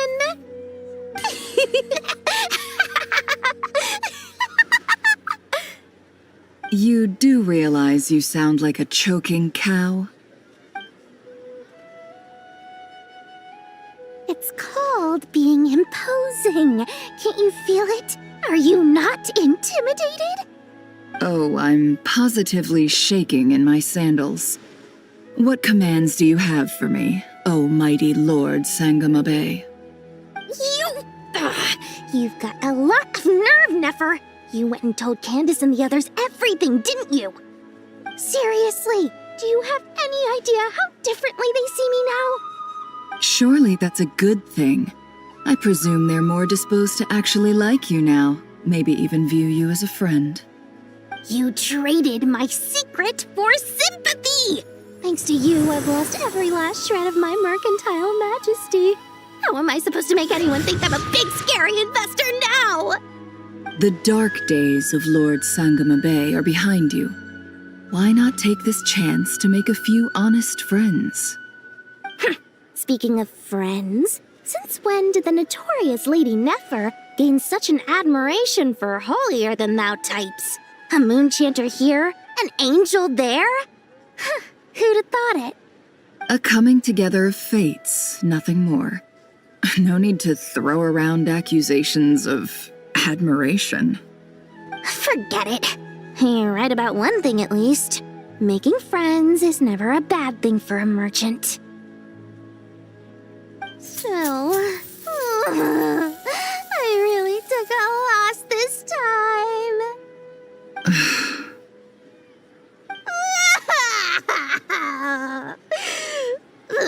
What are you looking at? I'm trying to see if you're really crying or if those are just crocodile tears. A little birdie told me that when Lord Sangamabe makes money, the tears flow from the center of her eyes, but when she loses it, they flow from the corners. Which is it this time? Ugh, you are so annoying. I'm not talking to you anymore. Nefer, thank goodness you're here. I've been looking everywhere for you. Huh? Oh, well. If it isn't the House of Dana's very own librarian. What can I offer you today, Miss Katayun? Oh, no, I'm not here to buy. I'm here to bring Lady Nefer a book, and a fascinating one at that. We agreed to meet at the entrance to the mausoleum of King Deshret. One more thing, I bought this copy with my own money. It's not borrowed. Reasoning knows not time of day, but suspense always follows a blizzard. That's quite the mouthful. Huh? Isn't that the one that... It was all the rage for a while. People throughout the city were clamoring to get their hands on a copy. The names inside were all circled. Everyone thought it was a riddle. Don't bring up that book in my presence. I don't even want to hear its name. That thing was nothing but a scam. Surprisingly enough, I've actually heard of this book, though it doesn't seem of much consequence. So what truth lies behind it? You're from the Vahumana and you're asking me what the truth is? I'd say the actual truth was about the least important part of the whole episode. I brought you this book because it probably has the most interesting backstory of any in the House of Dana's collection, at least in recent years. As for its quality, well, you can judge that for yourself. Don't tell me it's actually any good. You may not know this, Lord Sangamabe, but Lady Nefer has a fondness for books with... how should I put this? Mixed reviews? No eye for good literature, huh? Perhaps she feels that bad books hide interesting secrets? But I shouldn't put words in her mouth. It's probably fair to say she prefers the conversations that books can spark over the substance of the books themselves. Suits my style as an intel broker, wouldn't you say? Very interesting, thank you. I'll return it to you once I'm done reading. And as it happens, I have something for you, too. Incense? I imagine you've already used up the incense I gave you last time. Here's some more. This batch is from Nodcry, so the scent won't be quite the same. Well, actually, I've been saving the incense you gave me. I couldn't bring myself to waste it without a special occasion. But I'll gladly accept this, too. And I promise I'll use it this time. Katayun, you haven't changed a bit.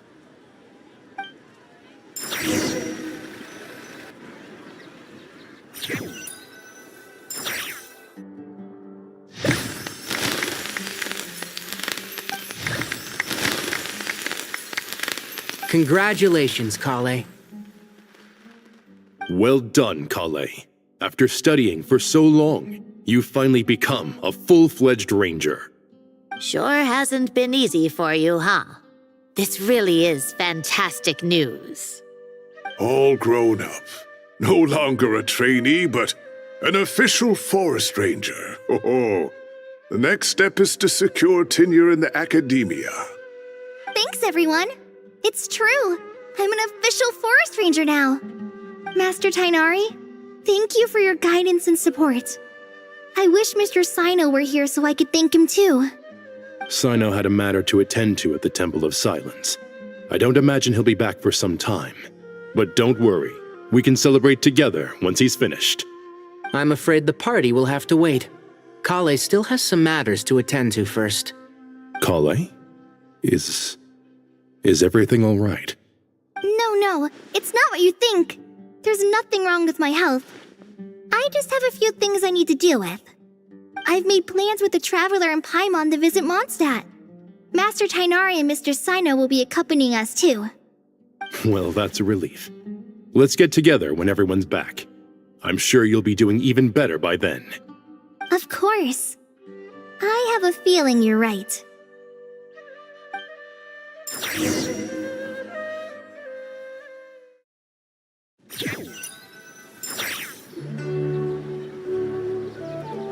Phew! After all that catching up on sleep and food, Paimon's feeling full of vim and vigor again. For someone who spends so much time resting, your recovery routine is surprisingly simple. Hey! Paimon's been working her butt off too, you know. She flew all over the city helping everyone out. Don't worry.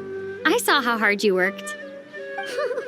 All right. We all know you're the most hardworking person in Tavad. As long as you're rested and full, that's what really matters. Paimon's been looking around the place, and it seems like the city's already on the mend. But Paimon's been wondering how Nahita's doing. We should check in on her.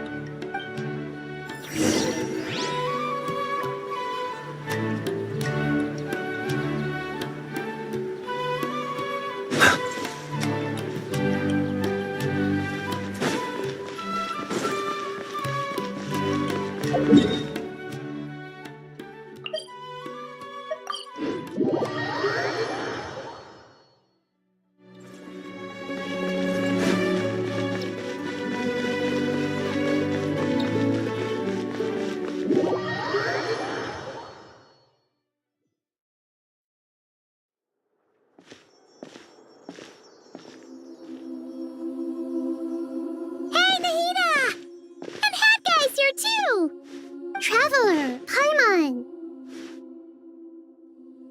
What's going on here?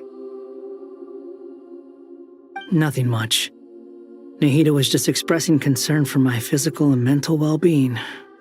Oh, the Traveler told Paimon all about that. We've both been very worried about you. Are you feeling alright? You make it sound like I'm on the brink of some kind of breakdown. Truth is, I'm doing much better than you might imagine. If we can just get to the bottom of Dottoro's intentions, we can minimize his negative influence. That's the sort of thing I excel at. Just listen to that newfound optimism. It seems like having you enroll in the Vahumana was a truly inspired move. I can really see the positive influence. Observe, a classic Sumero specialty. Chalking everything up to education and learning. To be honest, even I can sense the change in you. Everything Dottori said to you was a way to manipulate your mind. Fortunately, you're no longer under his sway. Can someone as old as me really continue to grow? If it helps, just think of yourself as a late bloomer. It's all a matter of phrasing, and it comes down to what standards you measure yourself by. For a puppet, developing at such an age is perfectly normal. But if you choose to call yourself a late bloomer, It sounds more like you consider yourself human. However you see yourself. Well done. All right. I see what you mean. Anyway, what's your next step? What else can I do but complete my current courses? Everything else can wait. Anyway, that's enough chit-chat. There are still things in the city I need to help out with. I'll be heading there now.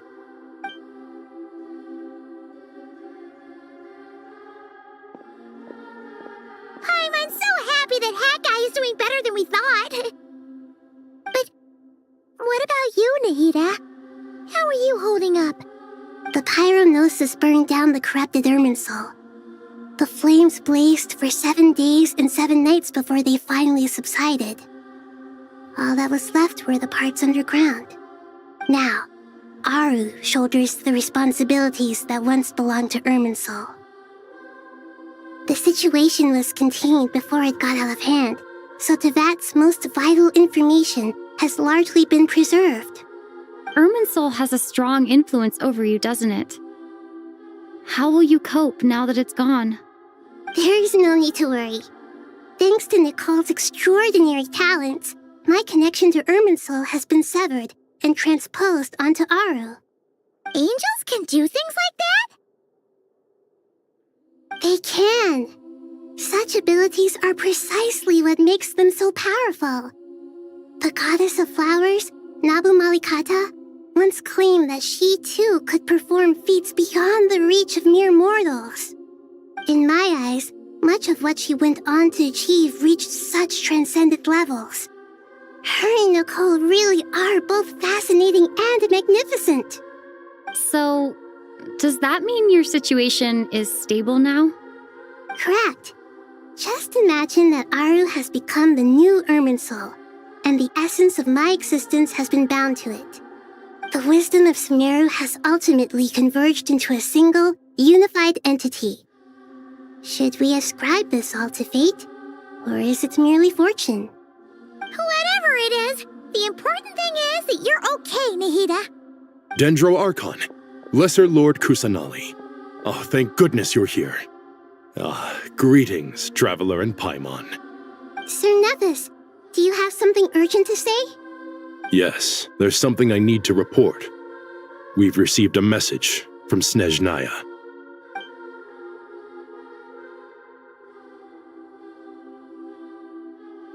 The Fatui Harbinger, the Rooster, sends us his sympathies, along with all the usual pleasantries. His stance is that, following the unrest in Nodcry, Dottore was subjected to internal censure. This madness was the act of a rogue element, one who cannot be seen to represent the Zapoliarni Palace. No less than can be expected. Snezhnaya paid a heavy price working to stop him. They even lost one of their own harbingers. The letter goes on to say that even so, Snezhnaya cannot claim to be blameless. Apparently, they will deal with Dottore's subordinates in accordance with Snezhnayan law, holding all those involved in his crimes accountable. Additionally, they are supplying relief funds and supplies, which are already en route. They hope this will aid in Sumeru's reconstruction. Sounds like he's got an answer for everything. True, but as diplomatic rhetoric goes, it's highly effective. Completely watertight, both in logic and sentiment. This disaster has had a profound impact on Sumeru. There is much that I will keep in my heart. The matter of Dottore can be seen as settled for now. We are sure to cross paths again in the future, and in that light, Snezhnaya would do well to uphold their responsibilities and keep a tight rein over their actions. With Irminsul burned, the flow of fate now carries many more possibilities. I will be watching carefully. Perhaps we can move on to a less serious matter? Dendro Archon, will you eat with us once this matter is dealt with? Everyone wishes to celebrate together. Your presence would be most welcome. Of course! Junior Zod, Sino, and Hypatia all told me the same thing. If there isn't enough room for everyone, we can arrange back-to-back feasts. What a wonderful idea. That just leaves the question of what we should eat. Not more tomatoes, surely. More? Dendro Archon, what do you mean by more tomatoes? Those good friends of yours are always talking about tomatoes. Sometimes when I'm walking through the city, I can even hear them arguing in the fields. Since you see them so often, you must hear about tomatoes even more than I do. Tomatoes. Tomatoes. The word has a certain magic to it.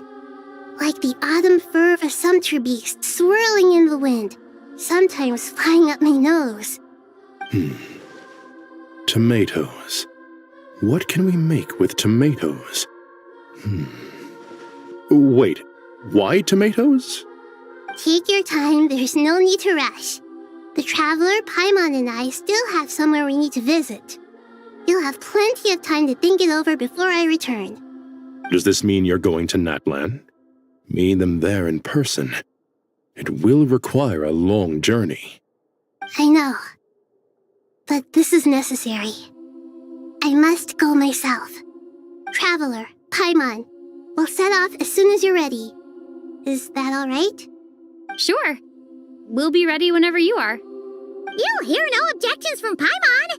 We should grab some snacks along the way, though. It'll be just like going on a long holiday. Wonderful. I'm looking forward to this so much.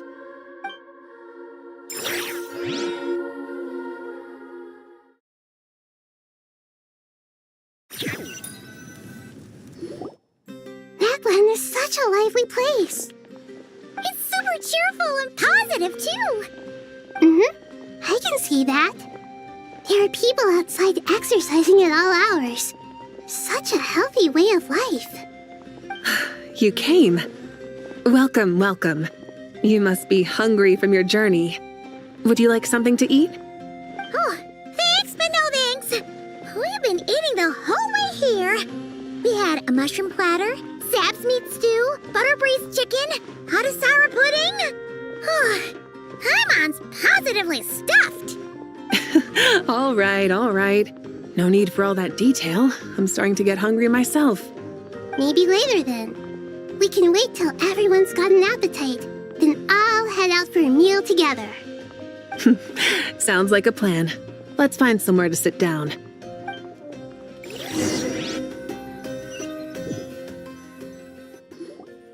I should tell you, I already have some sense of why you've come. Why's that, Malika? To say thank you.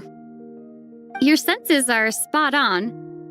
But on top of that, we also feel guilty. Because the pyronosis has vanished? I sensed its loss.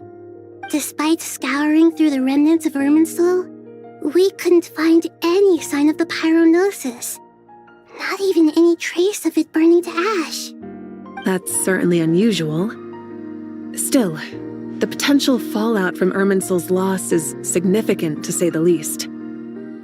Perhaps the pyronosis's disappearance is simply a knock-on effect of the impact it's had on a certain strand of fate. There's no need to feel guilty. We were clear that this time there was to be no returning, only giving, pure and simple. Thank you really is a fascinating phrase. We use it to express gratitude for the smallest of things. Yet, when faced with a kindness too immense to describe, we use exactly the same words. It's not that we lack other means of expression. It's that when we truly need to express our feelings, the simplest and purest words are always the most powerful. You're right. In Natlan, we prefer simple expressions too. Companionship, friendship, support.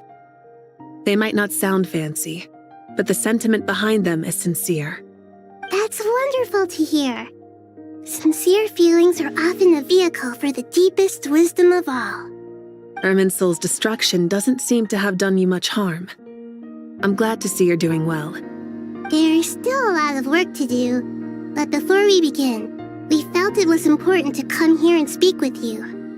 partly to express our gratitude, but also because we felt that seeing you, in a sense, is like basking in warm sunlight. That's a nice way of putting it. I like that. To tell you the truth, though, I'm not a fan of somber meetings. So, since there's nothing more to say, why don't we go bask in some actual sunlight? The weather's beautiful today. What a great idea! Paimon's gonna lie back and soak up some rays.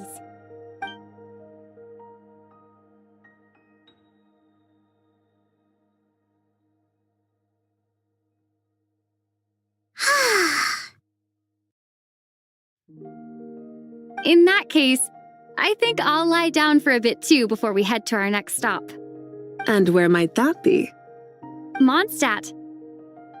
Paimon and I are gonna head back there with Kale and the gang. Long ago, I sensed that the god remains inside Kali had come from the goddess of flowers, but I kept it a secret. Those remains weren't hurting Kali, not as she is now. They simply exist. Besides, I could sense a deep yearning within her. A yearning for an ordinary life. A yearning to hold on to the hard-won happiness she now enjoys. With someone like her, I have a responsibility to keep her secret. She should be ready to face the truth by now. Whenever people meet, there is always the potential to create warmth and kindness. Every child grows up, but even as adults, they are still children in the eyes of certain people. Oh, just like how Paimon sometimes sees Nahida as a little kid. Is that so? Well, anyone who's friends with a kid is probably a kid themselves. Of course! And there's nothing wrong with that. When we get back, we'll actually be hanging out with another of our friends who happens to be a kid. Or more like looking after, in her case. Anyway, we'll always be there to watch out for our friends. Dear Sucrose, when you receive this letter, I'll probably be as busy as always. But busy with wonderful things. That's because I'm no longer a trainee. I'm now an official forest ranger. Impressive, right?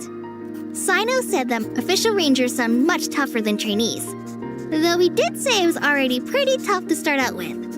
You probably heard that something big happened in Sumeru recently.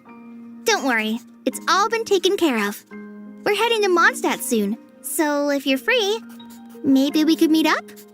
Plus, it's not just me, a few of us are going.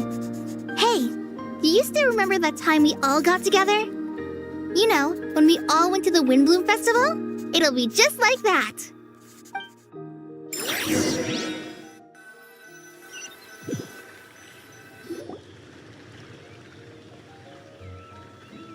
Dainari, is that...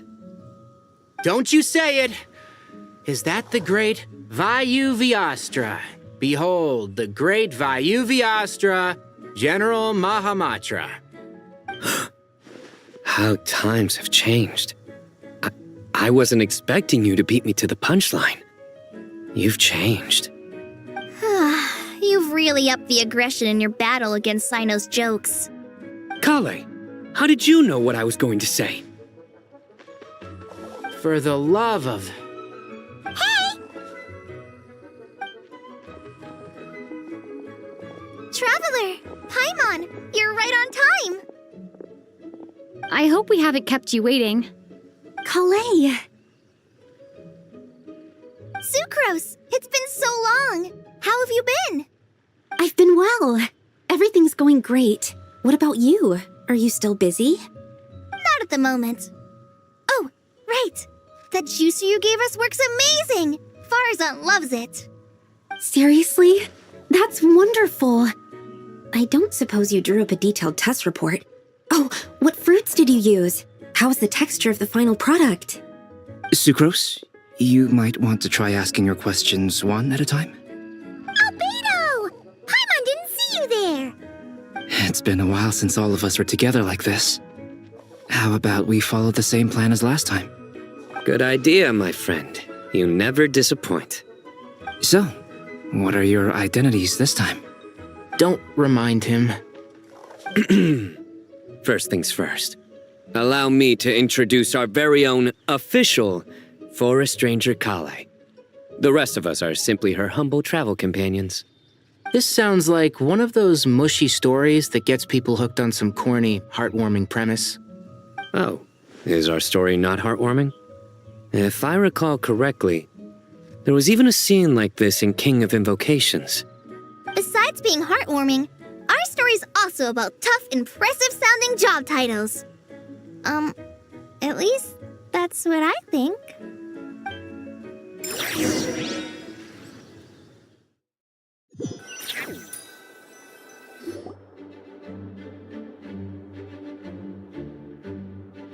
Oh, you're here already?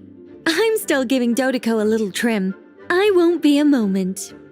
A trim? Does Dodoko need haircuts too? Of course. It's important to know how to take loving care of the apples of your eye. All of these trivial matters get left to me. It's because I'm an angel, and angels are, in a way, the guardians of all Teyvat. Oh, right! Well, that's definitely an impressive-sounding job title. What are you writing? I'm just brainstorming some cool-sounding lines. Oh, write them on these card backs. Of course. Clearly, my lines are pretty amazing, wouldn't you say?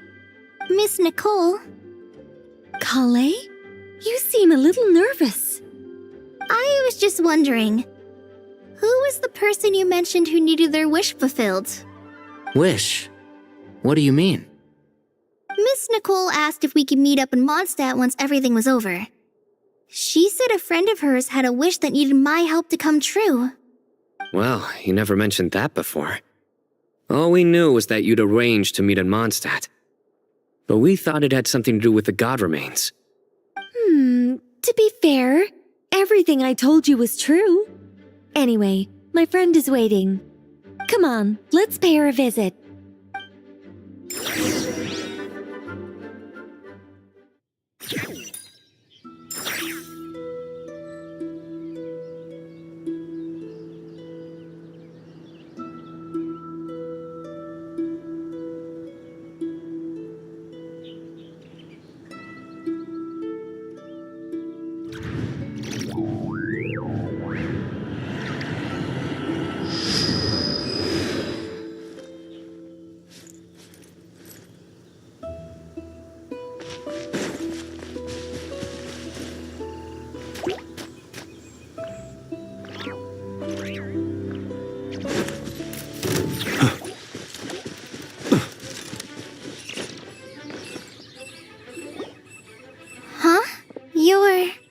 Surprised? I bet you weren't expecting to meet a woman like me beneath this beautiful tree in a faraway land. An oasis will spring from the place where a djinn resides. That saying falls somewhat flat here in Mondstadt, given that everywhere is already so lush and green. Lilupar, what are you doing here? I made friends with Miss Nicole. I asked her to bring me here and then invite Kale to come. The prologue to this story is that I have a wish. It has stirred within my heart for centuries, millennia even. Originally, it was merely Al-Ahmar's lie, but now it has become reality. Could this be related to the goddess of flowers? My dear young lady, my mistress left her final trace in this world upon you. I can't tell you how glad I am to see you here. And now I have seen you, and peered into your heart. You have experienced hardships and suffered setbacks. The torment an ordinary person might expect to face has befallen you threefold. This is the source of your resilience. But, beneath all this, I've witnessed the seeds of desire. You yearn to return to the simple life you once knew, do you not? I do. I want to throw away everything that isn't mine. But how do you decide what is yours? The scars that others carve into your flesh? The kindness and love they inscribe? Are these things not yours as well? They are. This is something I've talked about with Miss Nicole. Miss Nicole said I should learn how to adjust my standards. I just want to live as an ordinary human. Anything beyond that isn't mine. Don't you want anything from the remains of the goddess of flowers? She gave me a revelation once. I think that's already more than enough. In the past, you would not have possessed such a rich heart. Your brief life has taught you to hold on to everything good, to home in on kindness. How fascinating. You're nothing like Nabu Malikata, and you're certainly not her. Of course not. I'm not some great and powerful being, Miss Lilopar. Yet I am a Jinn. We exist because of the Lord of Flowers. We revere and love her. My wish is to see her one last time, to give everything for her. Kale, can you do this for me? But her remains won't be easy to remove. Are you sure this is what you want? That's beside the point. First, I need to know. Are you willing to do something for the soul of this lonely, wandering woman? I'm willing. But look, you know nothing about me. Even if you have heard the stories about me, all you would know is that I was rightly punished for the many evil deeds I committed. Ah, so you do know. Your lips are quivering, your eyes trembling, and still you're willing to do something for me. Life has been cruel to you, and yet you've learned to be kind. My dear young lady, to repay your kindness, I too must play my part. Are you sure about this, Lilopar? I yearn to see my mistress. For this moment, the world can burn to ashes, the universe be engulfed in flame. I care about nothing else. And you, Kale, I can give you a gift. You'll become just another ordinary human. But Miss Lilopar, what will happen to you? My wish will be fulfilled, and I can die happy. Why would you wish for that? A long, unending life might seem desirable for one who has never possessed it, yet it brings torment to one who has. My remains are scattered across the yellow sands, but my soul can find no peace. Since you've promised to grant my wish, give me that release. Allow the dying to die, and let the dead rest in peace. You have my thanks. Kale, there's no pressure on you. What she said, it's all true. A wish is a genuine desire, after all. It's as if you want to use the last of your life to give me a better future. Nothing's so selfless. We'll be using our futures to fulfill each other's wishes. This is a noble act, a beautiful and secret transaction between two women. I understand. Miss Lilopar, I'm ready. Close your eyes, Kale. Then open your soul. From there, I will embrace my mistress. The downpour of flowers is your touch, like returning to the very beginning, like surrendering to your grace, my mistress. People say that devotion is beautiful, yet filled with pain. How foolish of them. For me, devotion is beautiful, pure and painless. Devotion is my love. Thank you.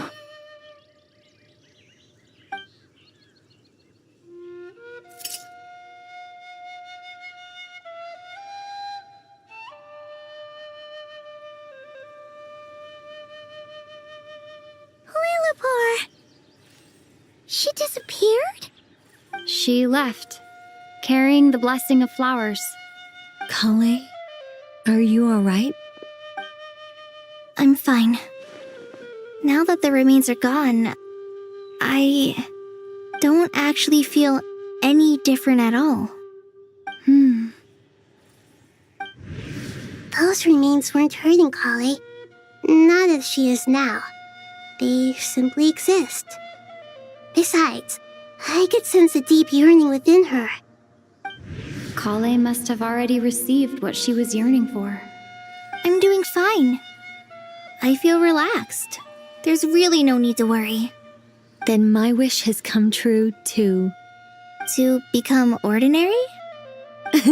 That's just one of my wishes. Actually, I have a few more. For instance, I want to protect the people I meet and help them find happiness. That sort of thing. So between Miss Lilopar and me, you fulfilled 2 wishes already, and protected 2 people. Wonderful, isn't it? I feel so fantastically happy. I guess that settles things here. So what's next? What do you want to do when we get back to town? Clay, look who I've brought to see you. Hey, Kale! I heard you guys were holding some kind of secret event. How come you started without me? Huh? Oh no, it's nothing like that. We were just saying goodbye to an old friend. Really? Who? Me. The old me. So that's what this is all about.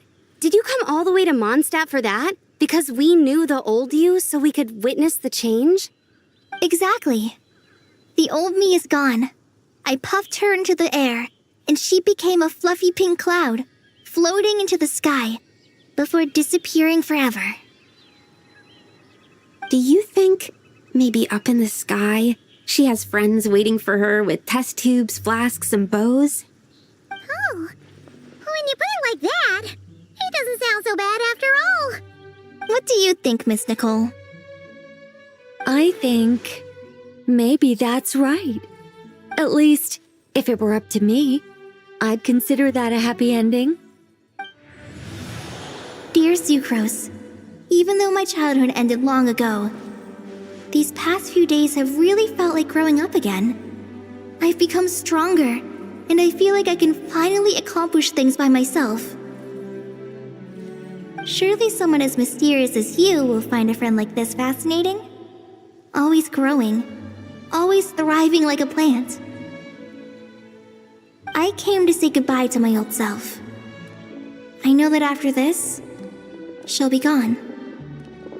Thinking about it makes me feel a little lonely. I know the weakness that kept me company will one day leave me too. But somewhere in my heart, I feel a great sense of joy. It feels like I've always wanted to take this step, to walk towards the new me.